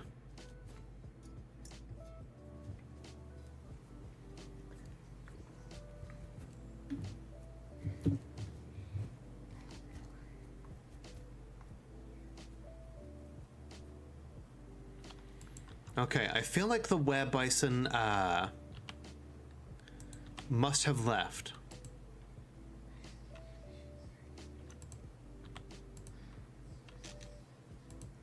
Good luck getting her killed with bashing weapons. Yeah, okay, okay.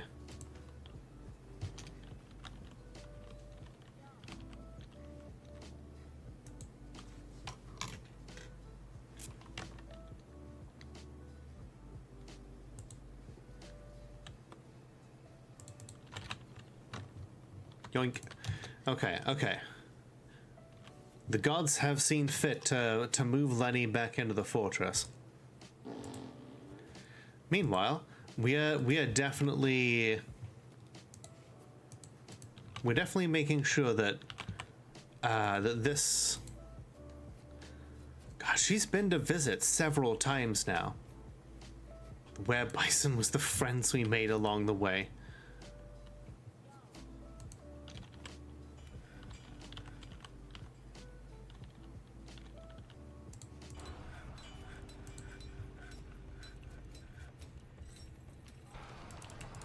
Uh-oh.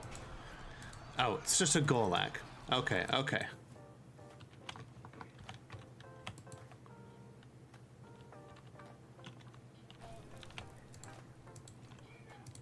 Okay. Did that dwarf have a top knot? Yeah.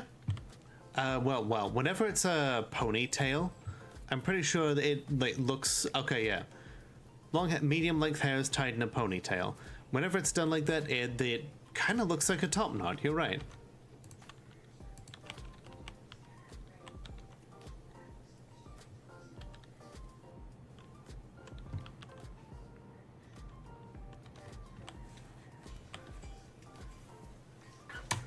Should probably follow me someday.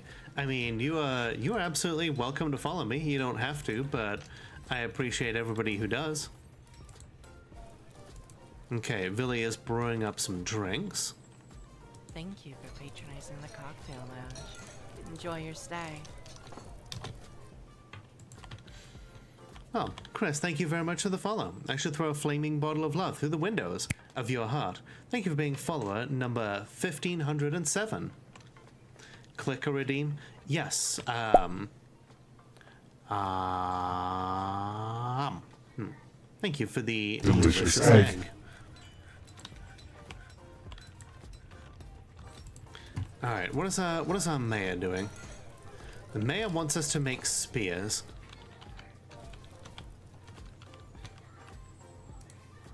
Just one spear, though. Alright, how much steel do we have? None. Okay, we'll just make a single iron spear, and we'll use that in like a weapon trap or something.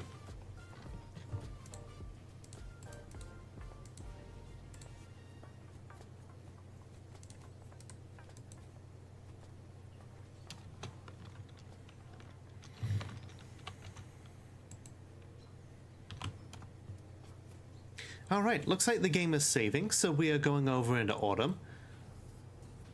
And that means I will have us do another ad break here. Before we do that, though, let's see. You ate your best today in spite of it all? Well, Chris, I say that makes you a good girl. Do another one for good measure. Alright, everybody, so that means I'm going to take another quick ad break here. So, once again, get up, stretch your legs, grab a drink, do whatever it is that you need to do, and I will be right back.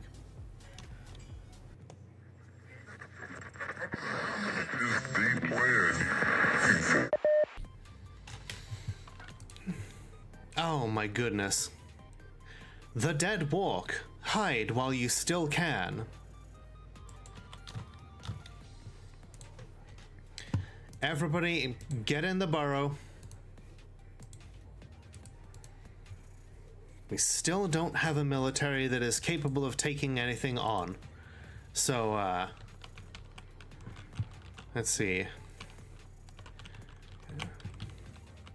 Now I'm starting to remember why I forbade anyone from doing fishing. Because this shit is getting untenable. In fact, you know what? I'm gonna set up an area for fishing down here. Any dwarves who want to do fishing now? No more. Oh, wait, the front doors are already locked. This is fine.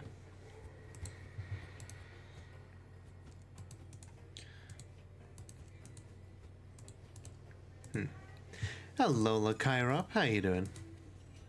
Oh, wah. True. Alright. Okay. We're good. The doors are locked. The hatches are bolted. Now we just wait it out. Okay, more of those soldiers of Tar. More of those night soldiers. And then a bunch of just regular zombies.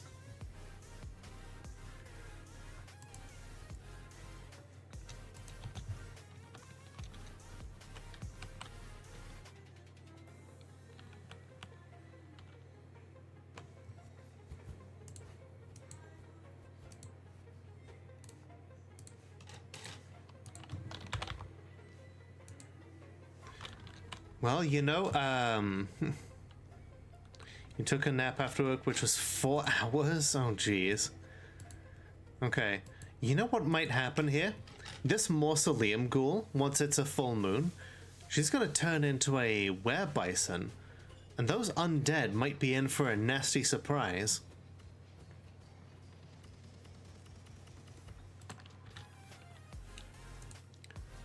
God, those stupid, like, human merchants are getting,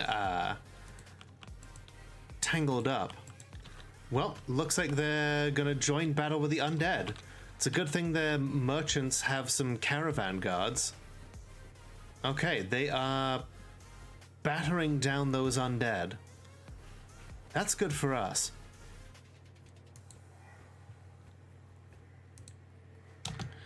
Okay, looks like they have a necromancer with them. 2 necromancers with them. But will they continue the assault?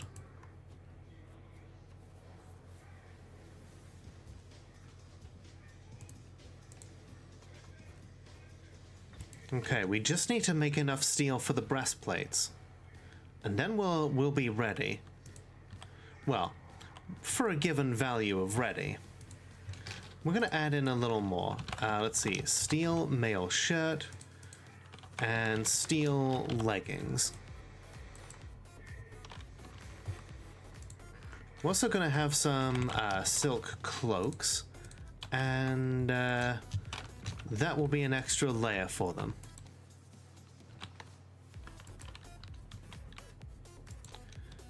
Oh hey, we have found more things in the caverns.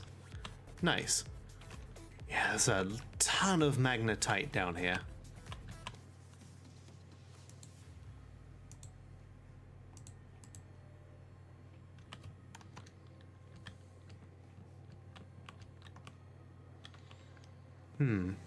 Seems like the necromancers are pretty timid without their zombies to hide behind. Even with these necromancer experiments, they don't seem all that keen on attacking.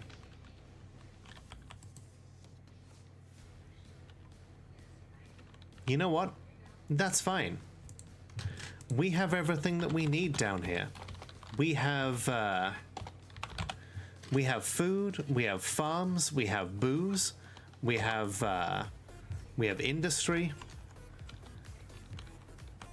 We've got plenty of wood. We can craft whatever we need down here.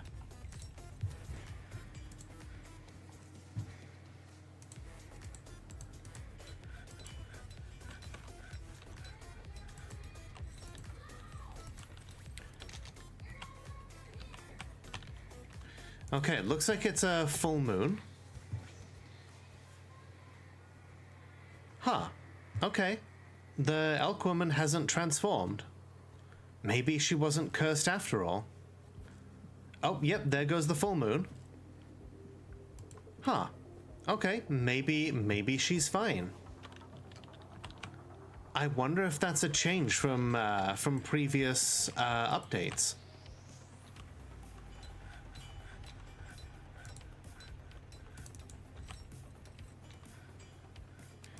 Okay, it looks like, ooh. Uzol is going to meditate on war. She is an ambitious person indeed.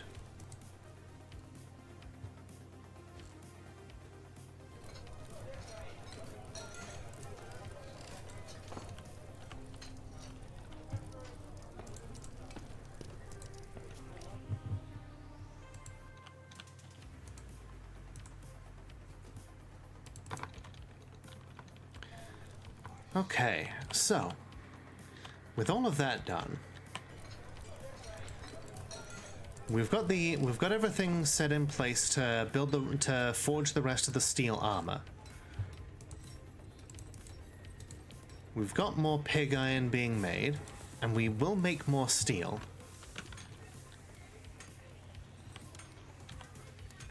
But you know, we've got plenty of iron to do other things too. Why don't we make some traps?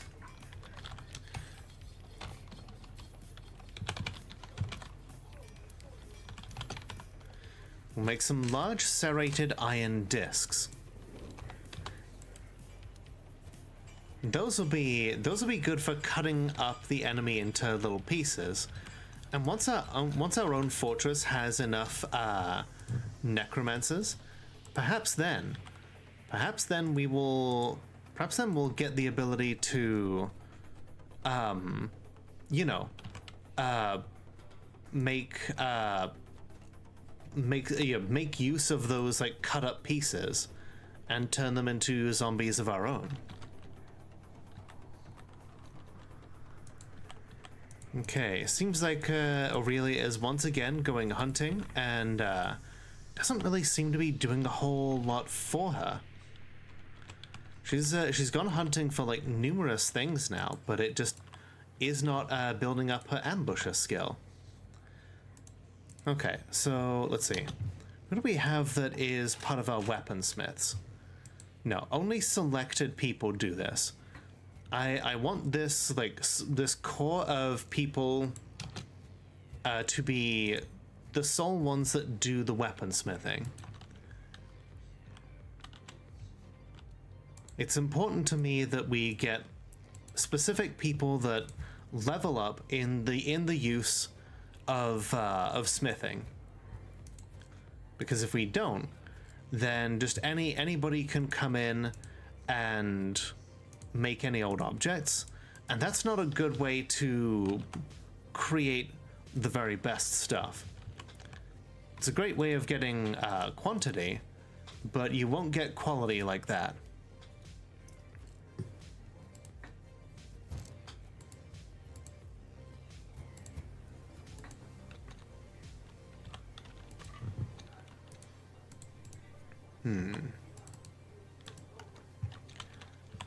Okay, looks like the undead are still out there.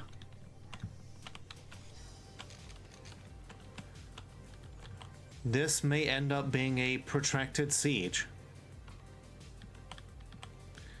Although, we do have a bunch of cage traps.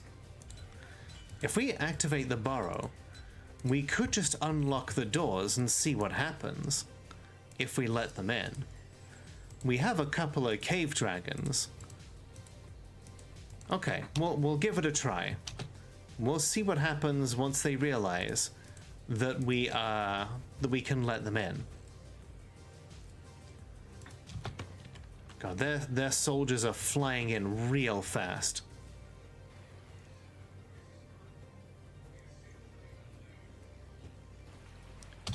Pop, there goes one in the cage.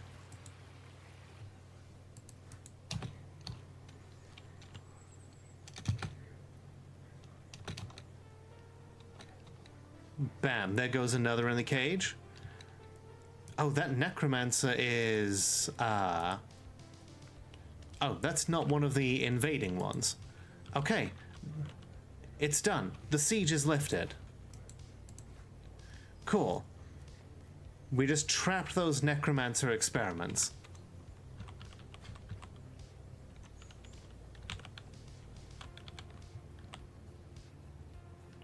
Oh no.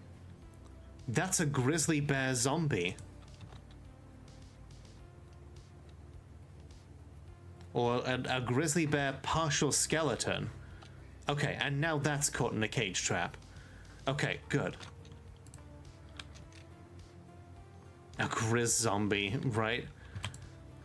God, the necromancers there, really rude of them. Running away, but then, like, raising up a grizzly bear zombie as, like, a final act of spite. Still, here's hoping it hasn't dissuaded the trading caravans.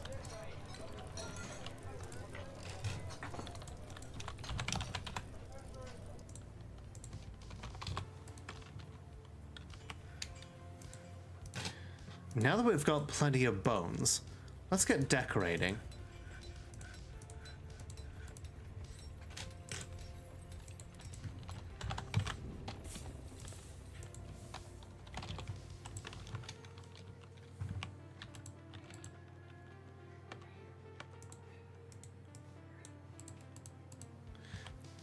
Okay. Yeah, I really don't think that Aurelia is going to, oh. I was gonna say, I really don't think Aurelia is gonna do anything. Imush Kolzursul has been possessed. Another possession. The gods move through our dwarves, but they do not allow them to keep the skills. It's very selfish of them.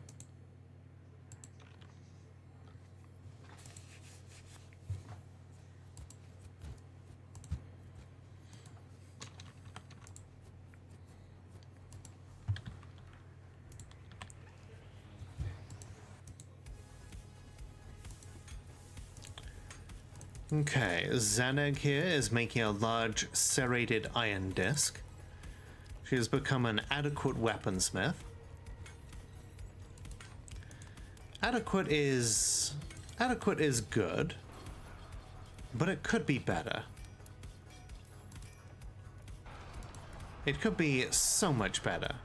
Imush has claimed a clothier's workshop.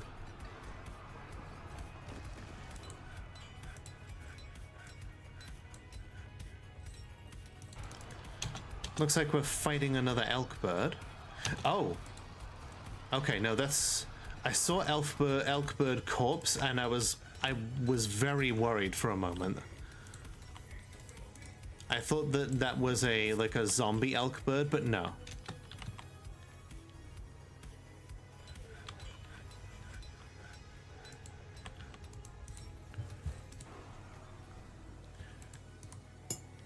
We're out of fuel again. Alright, more charcoal.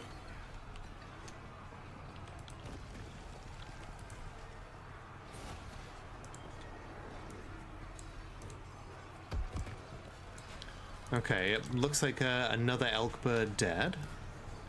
But is that, oh no, Dr. Phineas is being attacked by one of the elk birds. Oh, nope, it's okay. They're moving away. In a Splatoon game, couldn't send that as soon as I mentioned grizzly skeleton. Yeah. You know, honestly, that is one of the more terrifying things that I've seen. An undead grizzly bear.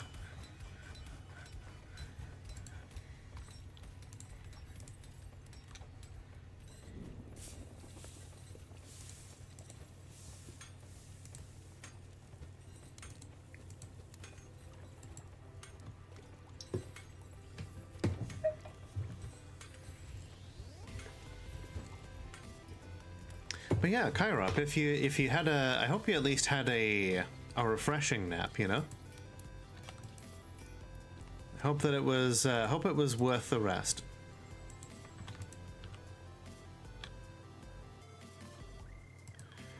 Bunch of troglodytes here. Not a whole lot that we can do with them.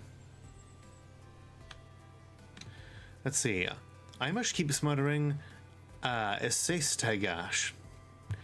They've gotten Pigtail, Jaspers, Hematite, Cowlinite, and Picture Jaspers. Interesting. A pigtail skirt. He offers it to the Pale Jesters. Its name translates to the Evaporated Bandits. All Craftsdorf ship is of the highest quality. It is encrusted with square-cut picture jaspers and decorated with pigtail. It is made from pigtail cloth. This object menaces with spikes of hematite, cowlinite, and picture jasper. You know what?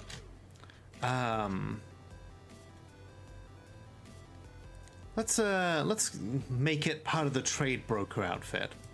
That way Uzol can wear it. She can get used to finery, you know?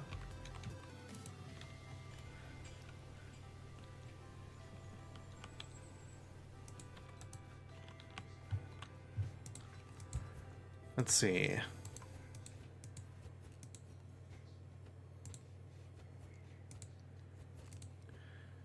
Okay, for the bagpipe we need a bagpipe melody pipe.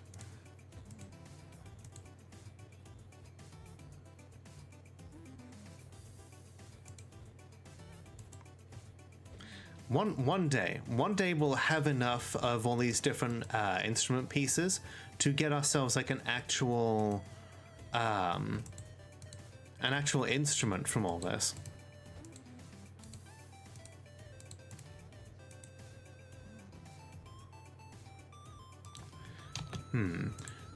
Okay, Ras Throwshaken the Pleated Morning.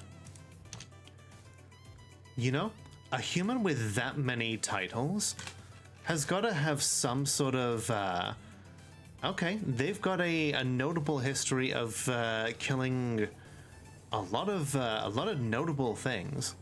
Okay, sure. You can eradicate monsters here. We don't have a formal military yet anyway. Speaking of which, let's pick up those weapons from that zombie that came in and was just beaten down.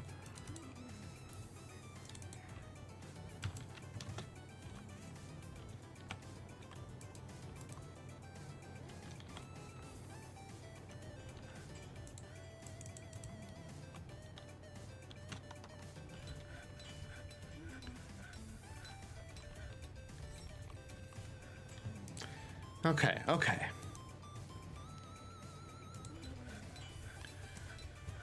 We're making up a good reserve of pig iron here. Let's put in some orders. Pig iron. Let's put together 50 of it, and then steel bars. We're also gonna say 50 of those.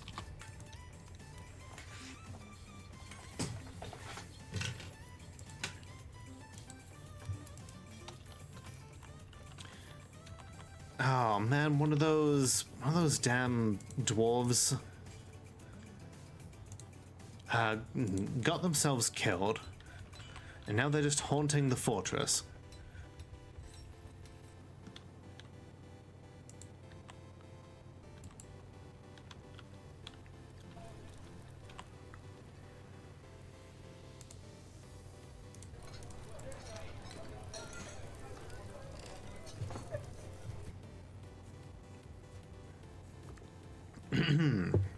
Okay, so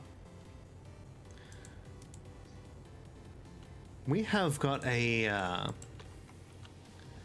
whole bunch of pigs that are building up here.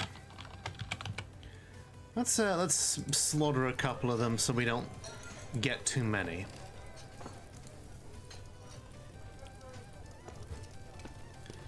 Also, a couple of the sheep. And then, let's see, what are our unicorn numbers looking like? Yeah, we can take out one of the males.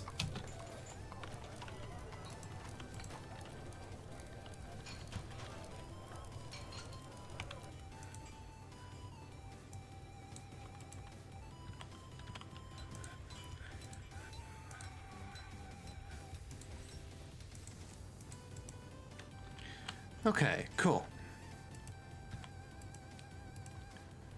With that done, God, I really wish that the elves had brought another giant tiger. Hell, I wish the trade caravan would show up. But maybe that siege went on too long. That's a shame. Still, no sense in worrying about it right now. Okay. Uzol is making kindred spirits here. And is acquaintances with a great deal of people here in the fortress.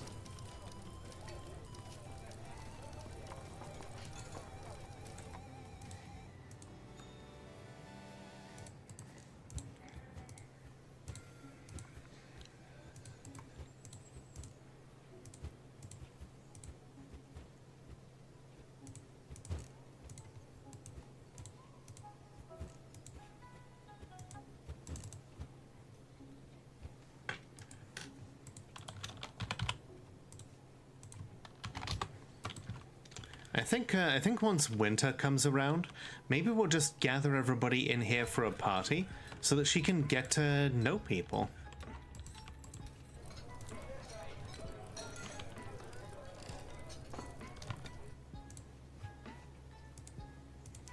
Okay, so this is going to be the mayor's office.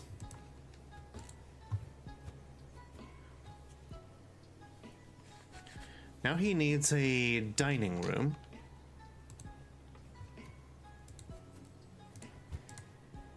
Let's also just add in a couple of statues just to bling this place out. It's important that our mayor holds settings in a place that they find to be well appointed.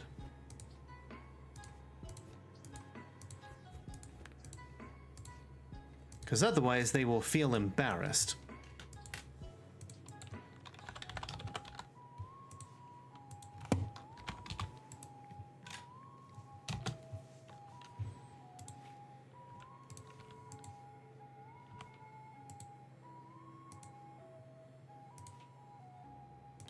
Okay, so that'll be their dining room. This will be their bedroom. This will be the office where they hold their meetings. I didn't have a dining room. It's annoying.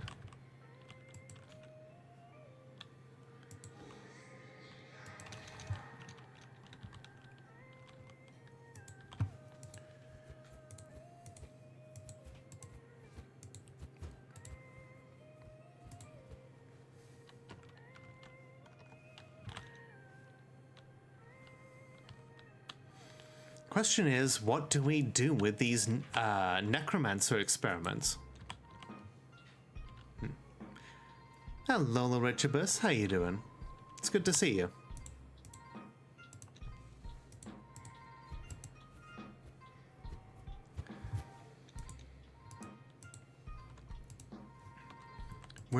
We're getting along well here, I think. Oh, okay, yeah, I almost forgot. If we pull this lever, that will bring these floodgates up, and then we carve ourselves a nice little channel here. That brings the water in, that creates our moat, and then, with that done, we then will have a water supply for the well. All we need then is somewhere to make soap.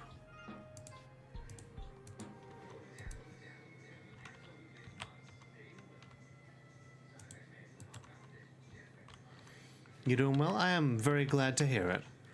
Okay, here comes the water. Y'all had better get out of there real quick.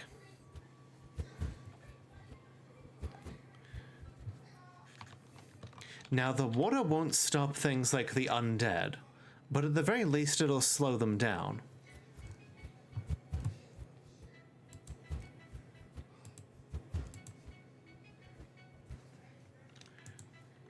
Okay, so the well is currently dry, but it's about to fill up. Because we've got this big old reservoir here right beneath it.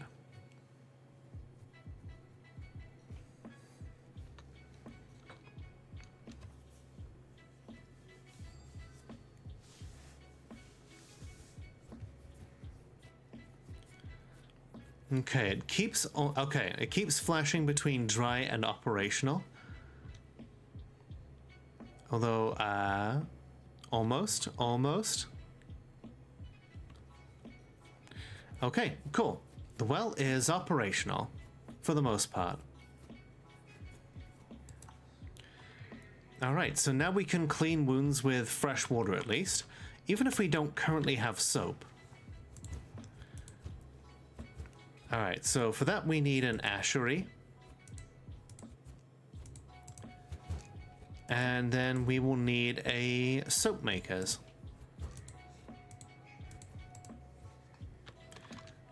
Just got out of bed half an hour ago, starting to tidy up now. Excellent.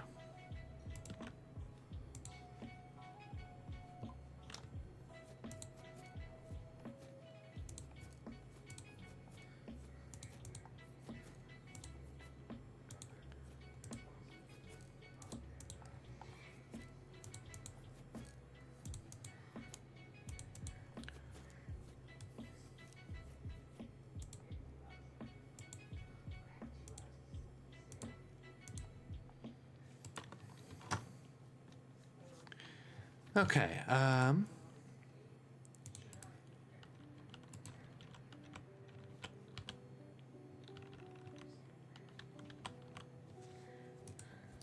alright, so with all those serrated discs, our weaponsmith should have at least some.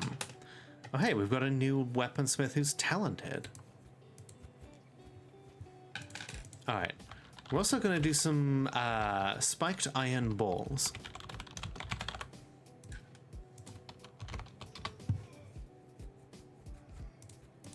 Yeah, if you like the music, the artist is. Let me get you the link here. It's from Stream Beats by Harris Heller. Music that is guaranteed to be suitable for your content. Thank you for the head pats, and hey, Extreme, hello there, how you doing?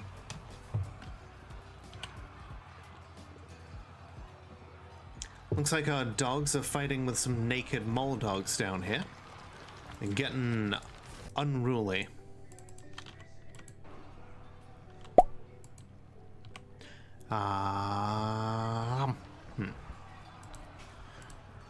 Thank you for the delicious egg. Just got home from work. Gotcha. Well, I hope you're taking the opportunity to veg out and relax.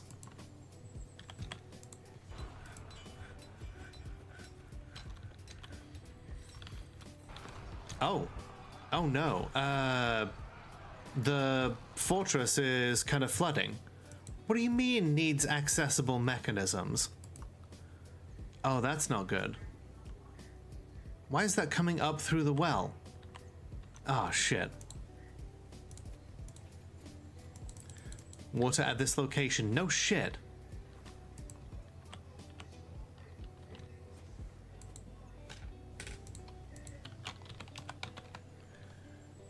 Let's see.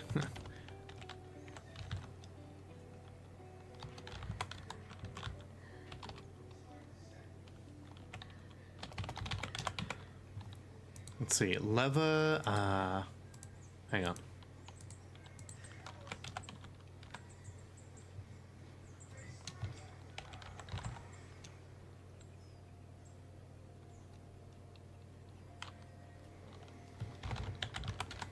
Instant. Can't find lever. It's right there.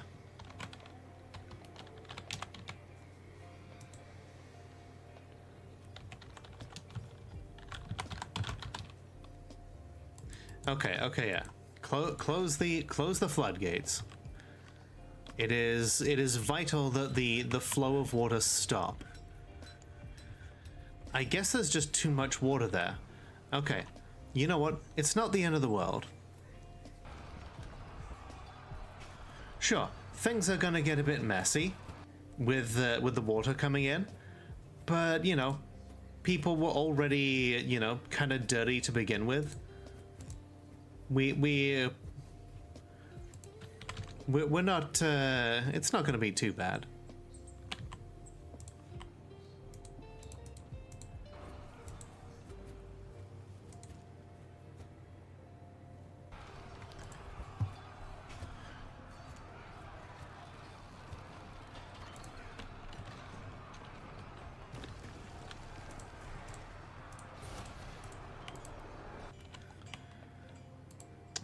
Okay. Winter is upon us.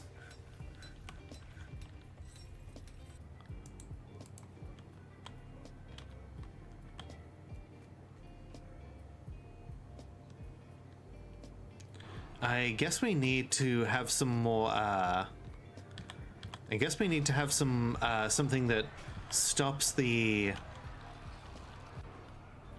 I guess we need to have something that stops the water a little bit closer to home, you know?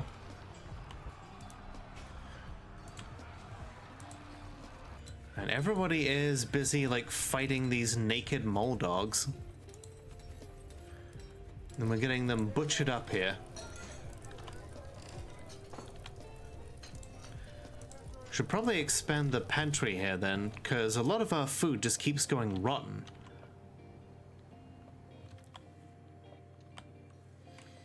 Yeah, Zelda's lucky that she's cute. Yeah. Yawn, a big yawn.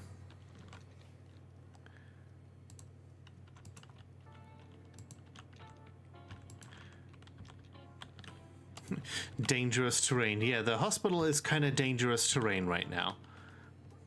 It's okay. Besides, the water coming down the stairs might even... Yeah, the water coming down the stairs technically counts as a waterfall.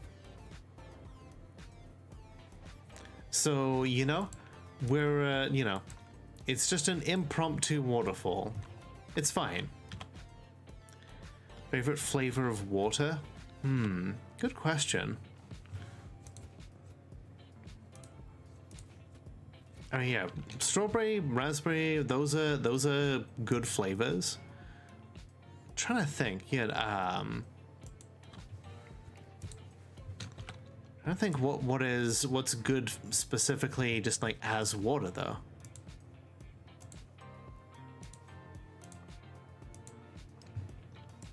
I would probably have to say,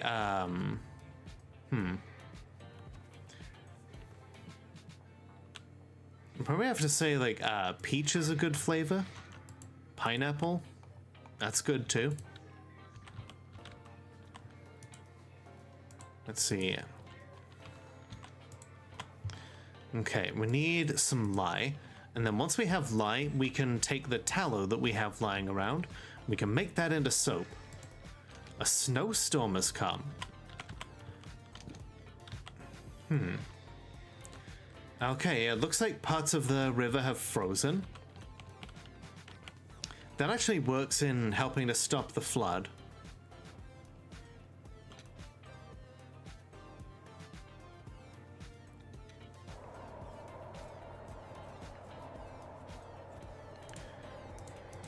Okay, we're gonna dig out this ice, and then we're gonna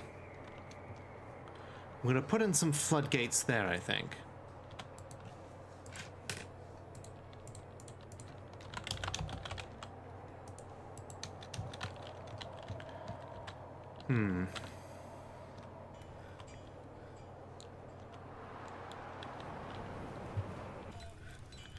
Okay, you know what? Considering how cold it is right now and how everybody has been kind of going through quite a lot lately, I think we ought to. I think we ought to get everybody into the tavern. Just to let off a bit of steam, you know? Force everybody to do some social interaction. And this way, Uzol gets to meet with everybody. She is currently meditating on fortresses. As well she should. There's a lot to think about. Especially with this fortress. She is thinking society flourishes when lawbreakers are punished.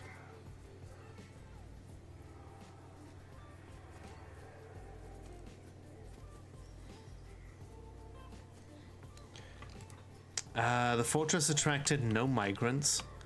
Once again, we have to kind of make do with what we have.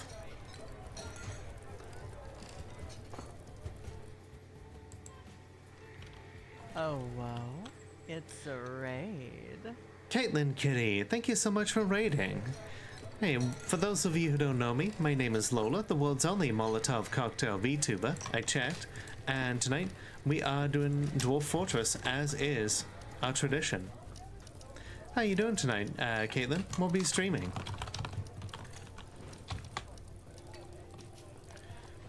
You're doing Lord of the Rings online? I didn't know that was still going. Hell yeah.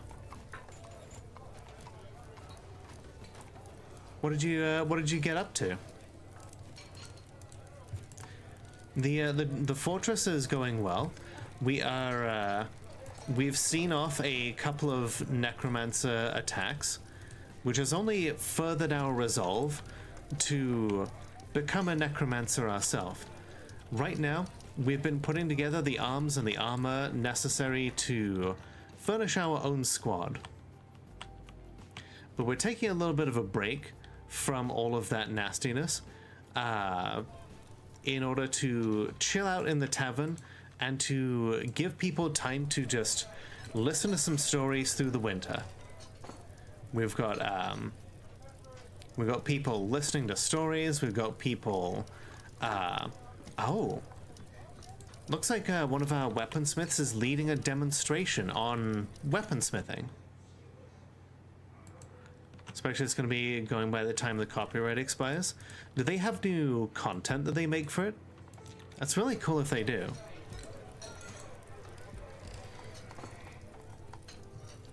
So, who is telling the story?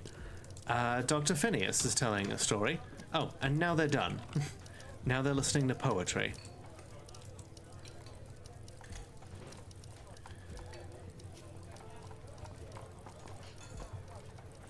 God, it's so cool to see what everybody is doing, you know?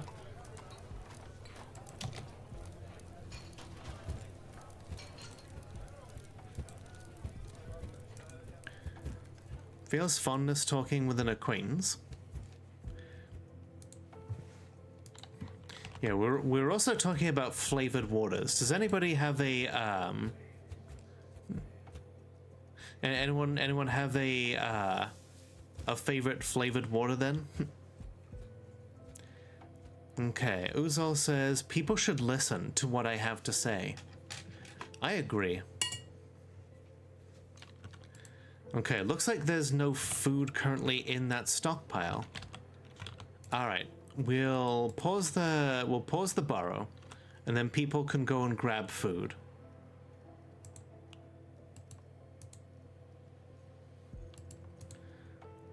Honestly, this stockpile here. Let's see. We should okay. Choose a stockpile from which okay. Stockpile to which the will give items. Give to that one. Still making expansions. That's really cool.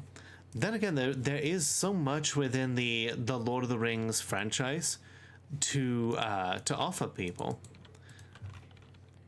There's just there's like so much lore that very rarely gets explored. Ooh, Palm of GraveGate has given birth to a boy.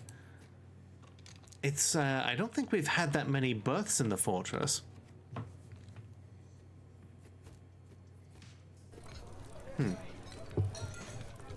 You know what, Chris? I get it. Like, some of those drinks can be really strong by themselves, and so it's fine to water down. Like, one of my friends, Miss Dusk, she says that, like, juice is too sweet for her unless she waters it down first. I totally get that. Legacy of Morgoth takes place in near Harad.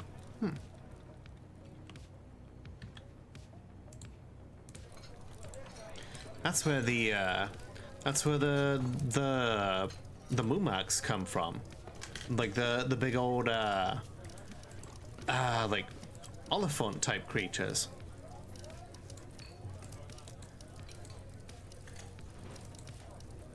Drink the bottle, you're fine with it? Fair enough.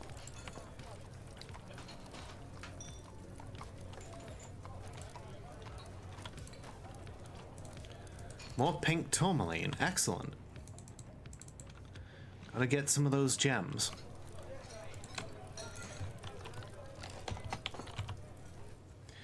Okay, she's currently praying, and now she is going to...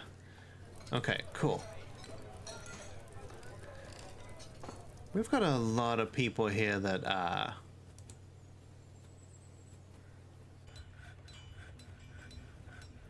yeah, she's going back and forth between, the temple and the tavern. Then again, I've not given her a whole lot to do. And that's by design. Cardinal Woman has been missing for a week. That's not good.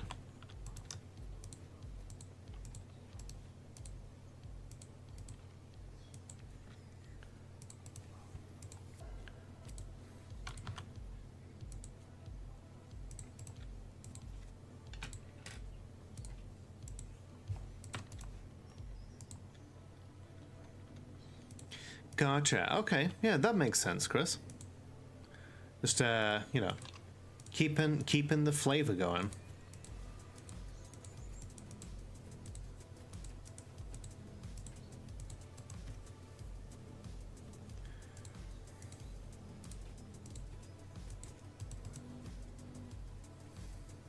And a decent map that shows what's currently in the MMO. Nice.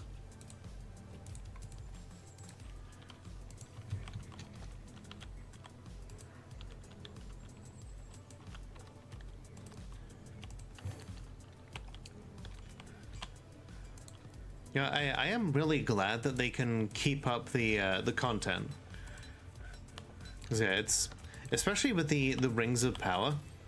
Like there are a lot of chuds right now who are desperately emotionally invested in trying to make us all believe that the Rings of Power is somehow bad.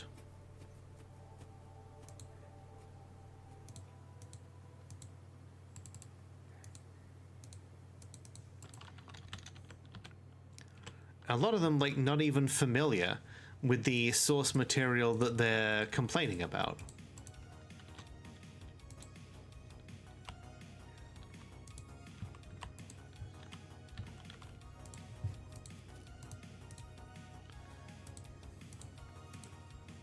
Alright, bring me some lie. Didn't pay any attention to Rings of Power. See, it's one of those things that's like on my to-do list, you know?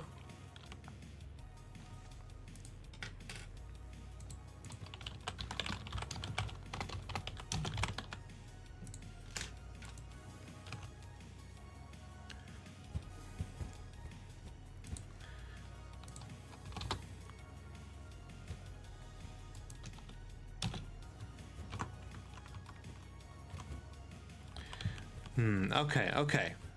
So, as useful as spears can be, one of the primary things that we're going to be attacking, one of the primary things we're going to be defending ourselves from, is the undead.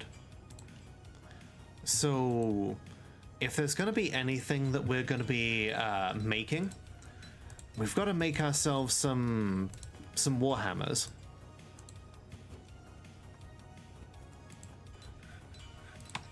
So we're going to put in an order here for 10 steel warhammers.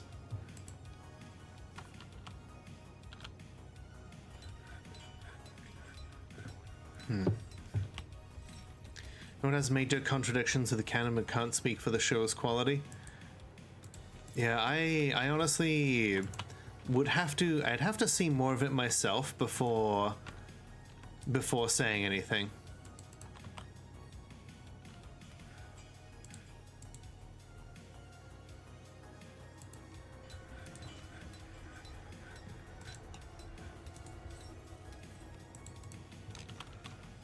There are so many different entertainers here that just want to perform.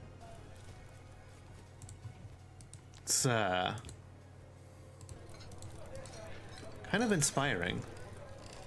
Okay, we need a bagpipe blowpipe now.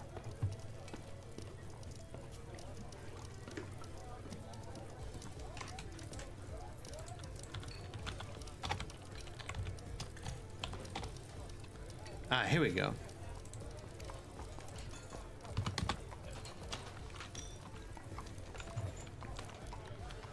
Have to do with Gandalf and Tom Bombadil?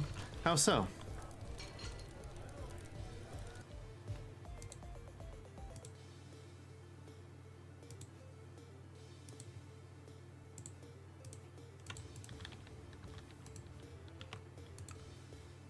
Oh my god, more spears already? God, and these cardinal people, they keep getting stuck in trees. Like a bunch of fools.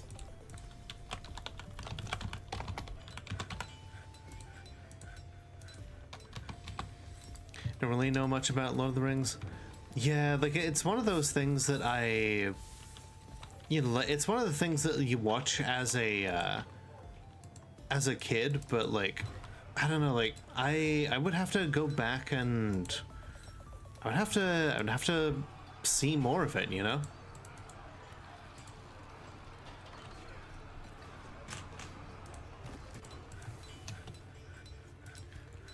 These naked mole dogs are just all over the place.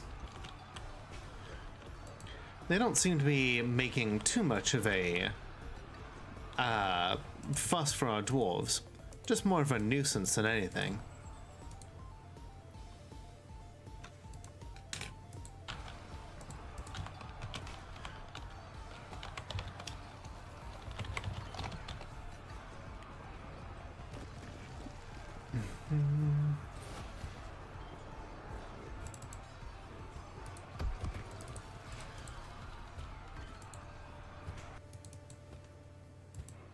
Oh, requires a bagpipe bag. Okay.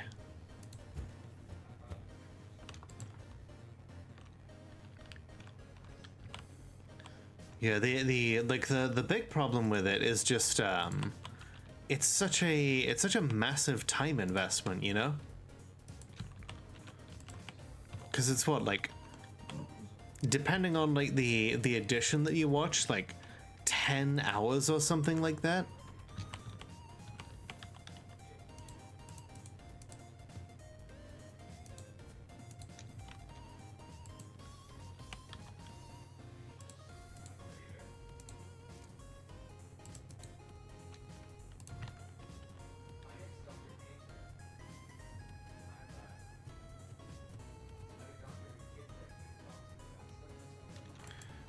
We're out of coal again. This is why I really, really wanted the trade caravan.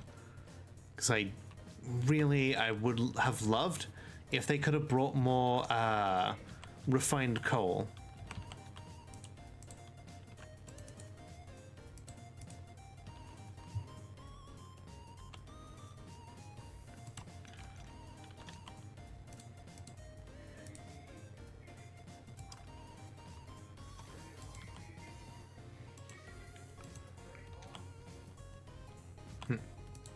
Thank you, Sid.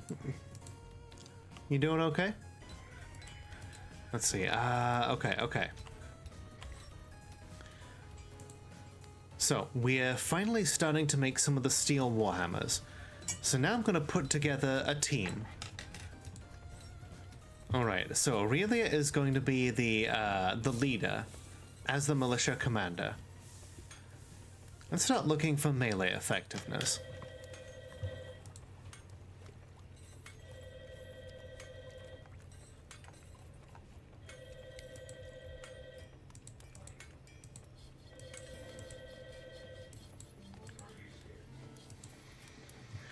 Okay, so Villy might be useful as a carpenter, but I also don't want to take that away from the fortress.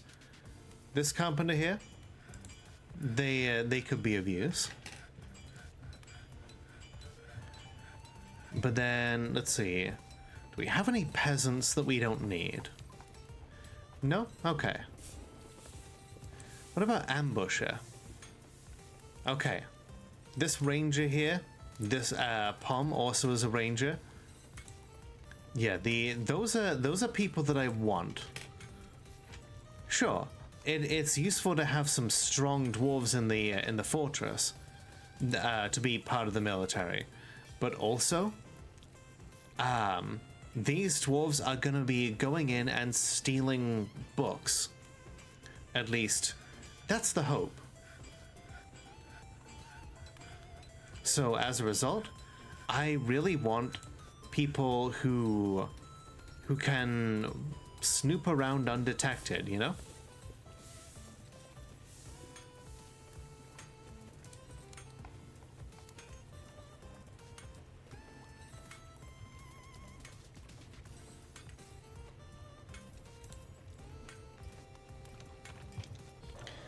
Okay, so the Gloved Adventures, our first squad. Now we make this area a barracks. And we need to sort out their equipment. We'll assign them a uniform, the metal armor. And then we're gonna update this equipment here by... Okay, we're gonna go into the details. I'm gonna save this as a new uniform. Sure. Let's see. Yeah, we'll let them take whatever their choice of weaponry is. Looks like they have access to a lot of good steel armor. Let's also add new bodywear. We'll let them take a cloak. A cloak is always a nice extra layer that they can wear that will be... basically works as like an extra piece of armor.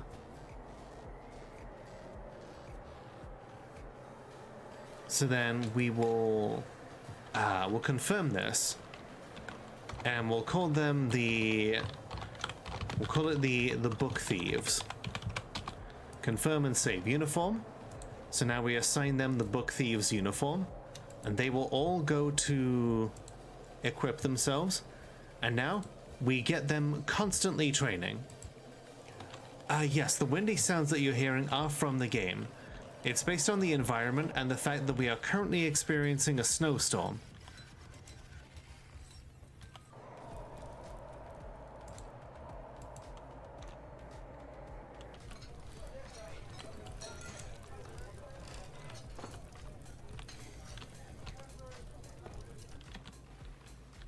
Okay, looks like the river has thawed.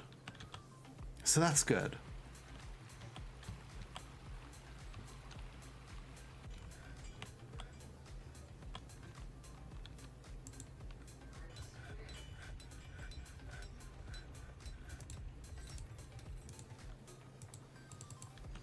Sounded so realistic. Ah, well, hey. Glad you, glad it's immersive. Alright, so Aurelia can now get, assemble her squad in this barracks. They will rest here, they will train here, they'll store their individually assigned weapons and armor here, and any of their squad level equipment. Ooh, Fornea has withdrawn from society. She is now in a secretive mood.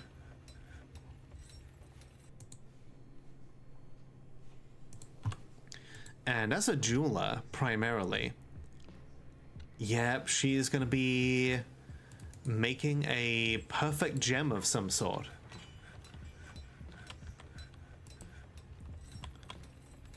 .wav. Exactly.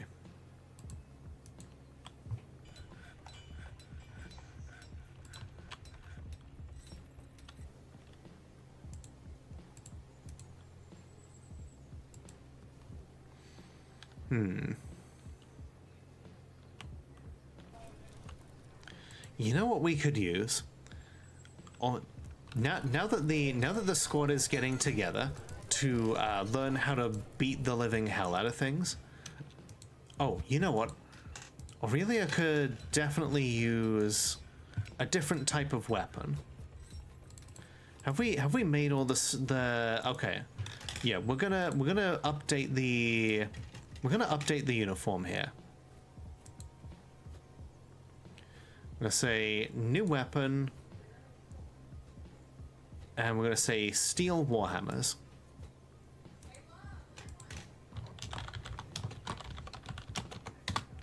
Confirm and save uniform, and then we assign book thieves too. We make sure that they all go out and get steel warhammer. Hey, that sounds cool, Axe. I hope you have a good time.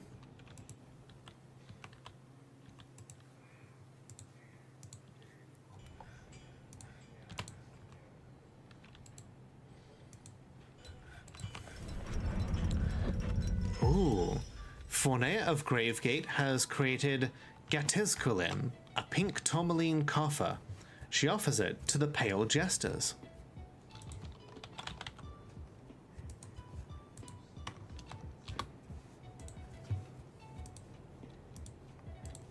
Its name translates to fondled palms. This is a pink tourmaline coffer. All craftsdwarfship is of the highest quality. It is encrusted with tapered baguette-cut pink tourmalines.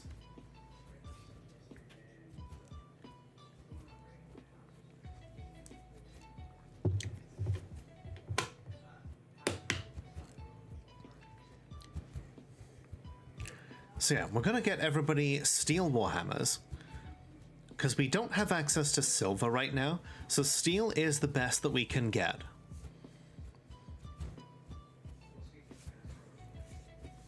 And it's important to bring blunt weapons when fighting the undead, because if you mangle the corpse, then a necromancer cannot bring it back to life.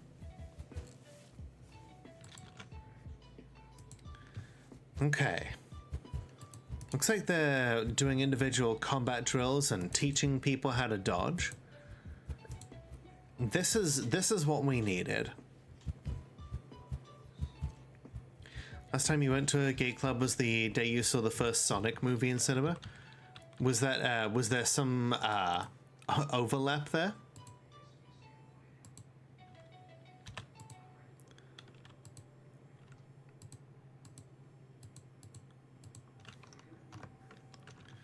Okay, animals are giving birth.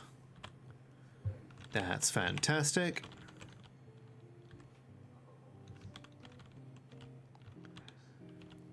Okay, we should be able to fill the moat now, because we've got these extra floodgates there.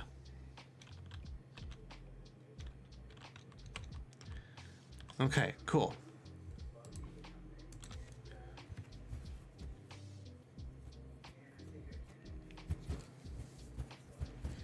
Oh, hey. Palmer's just kind of training with her baby on her back.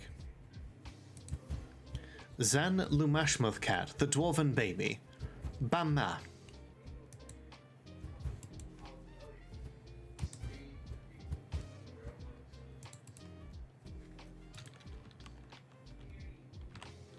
between like you know, gay people and Sonic fans.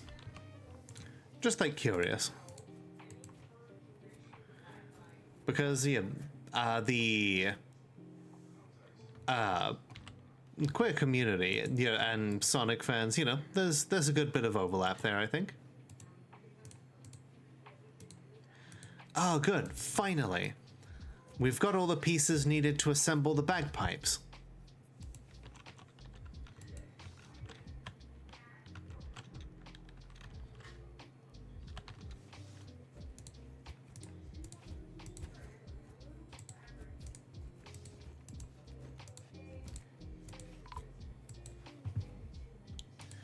And now it looks like we have, looks like the elves have come back to trade.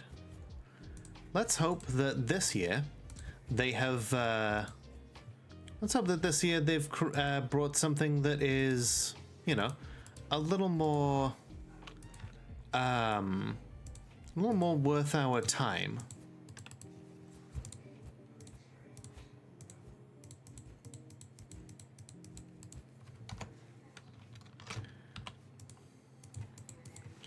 Alright, so this is the real reason I wanted the coins.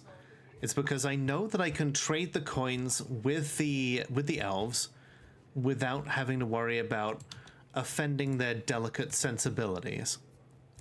We'll bring some cut gems if we can as well. Because yeah, we can be sure that the gems will not offend them.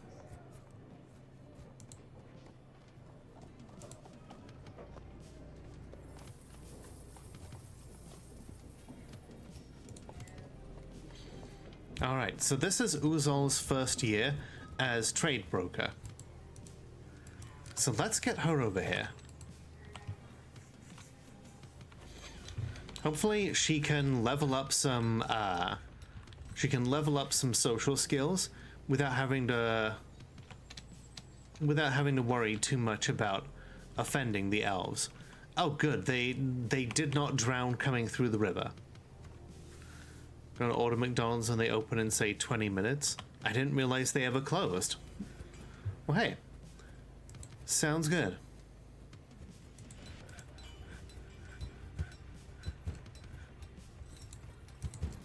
Okay, they're currently unloading their goods.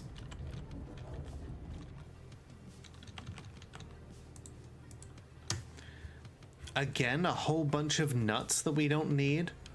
Some fruit, sure. Did you bring another giant tiger? That's what I'm interested in.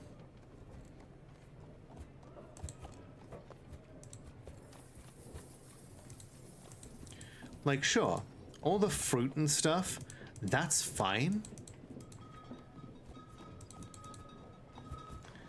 But it's not a big war animal.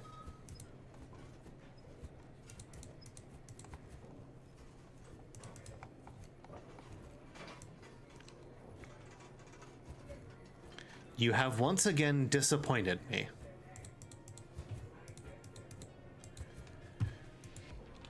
Okay, fine. Take your iron coins and get the hell out of here. Uzol says, I don't handle pressure well at all.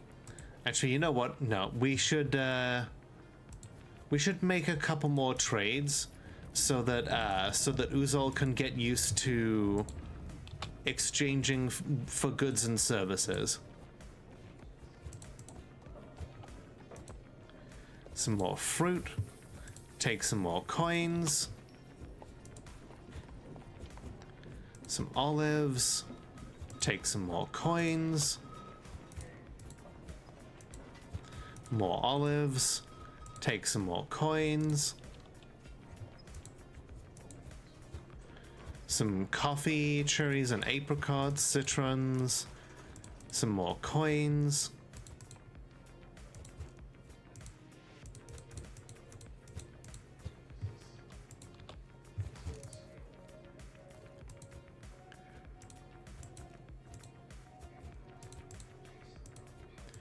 Some persimmons and some citrons.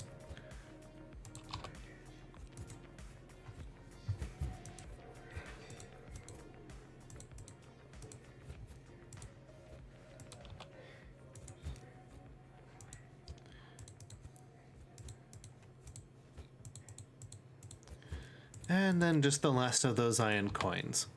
Still not ecstatic with the trading, but look here. She has, Uzol has improved her persuasion and her intimidation.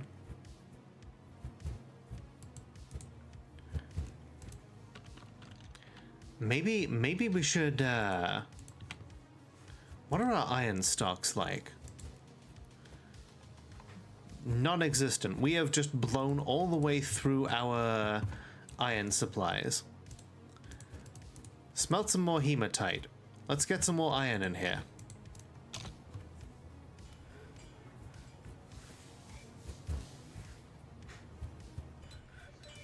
This is the thing. Uzol is not going to stand a chance at becoming mayor again, unless she truly grows into the part. And she won't grow into the part if she isn't ready to like if she doesn't get practice.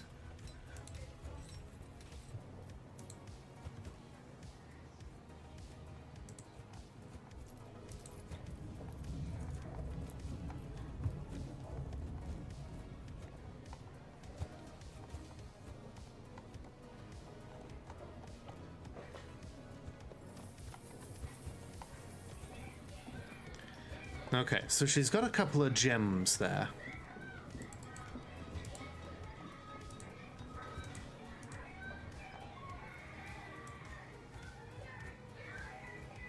Yeah, don't give them anything made of sheep bone. They will frown upon that.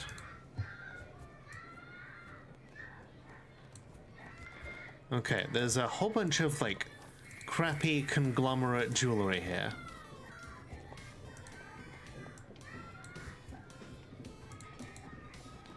And like, really, we have no need of it. It's made of basic ass stone.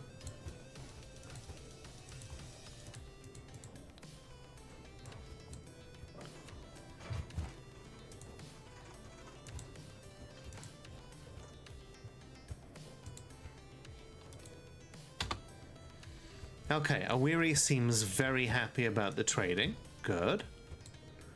Some more apricots.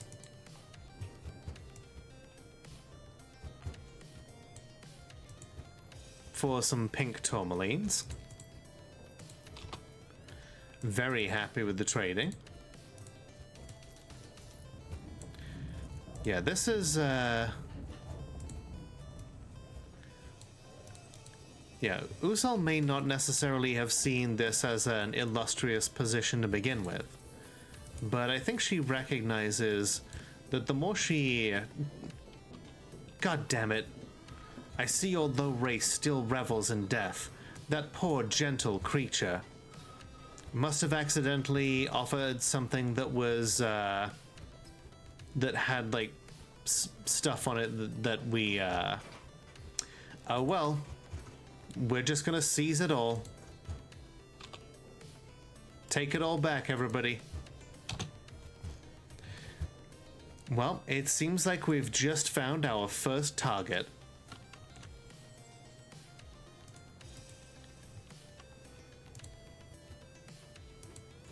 Gloved adventures. These merchants cannot be allowed to go back to their lands to tell people about what just took place here. It would be terrible for trade relations. But you know what's less terrible for trade relations? Is if these elves have an unfortunate accident on the way home. Get up here. How does Uzol feel about that? Let's see. I've improved my comedy. That was satisfying. Okay. So her social skills have definitely improved from that.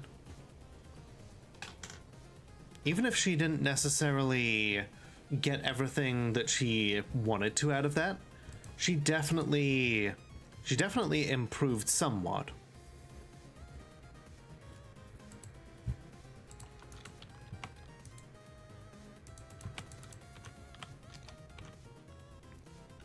All right. Okay, here come the gloved adventures. These elves are just simple merchants. They have no weapons, and they have no guards. We are just going to destroy them.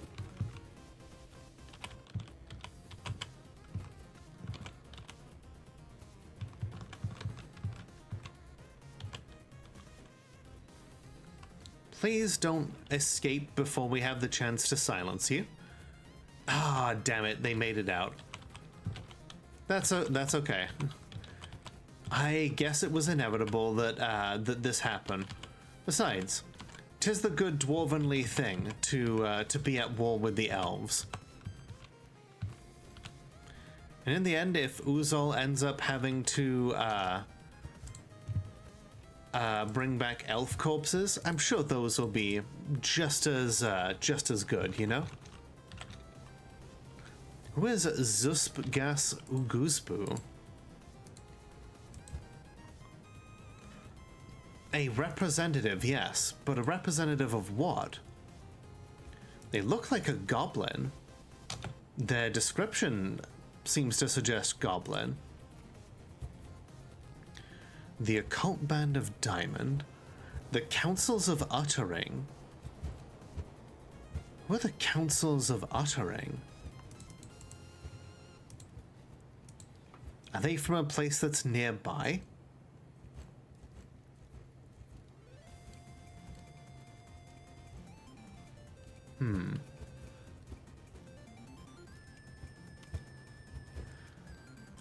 That's a damn good question. Okay, well.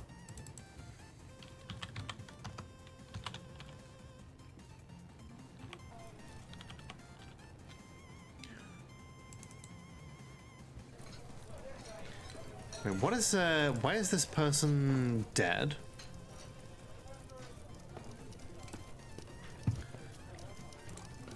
I don't know, but we're gonna dump their corpse down the garbage chute. McNaldo's. In Japan, they don't say I love you, they say McDonaldo.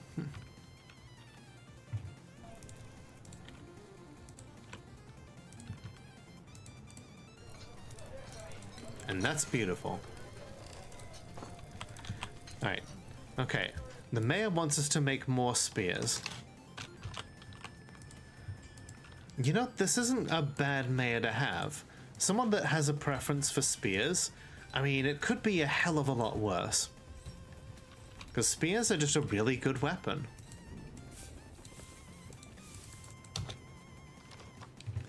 Alright, okay. I have a feeling that those elves are going to come back and they're not going to be happy. But that's okay.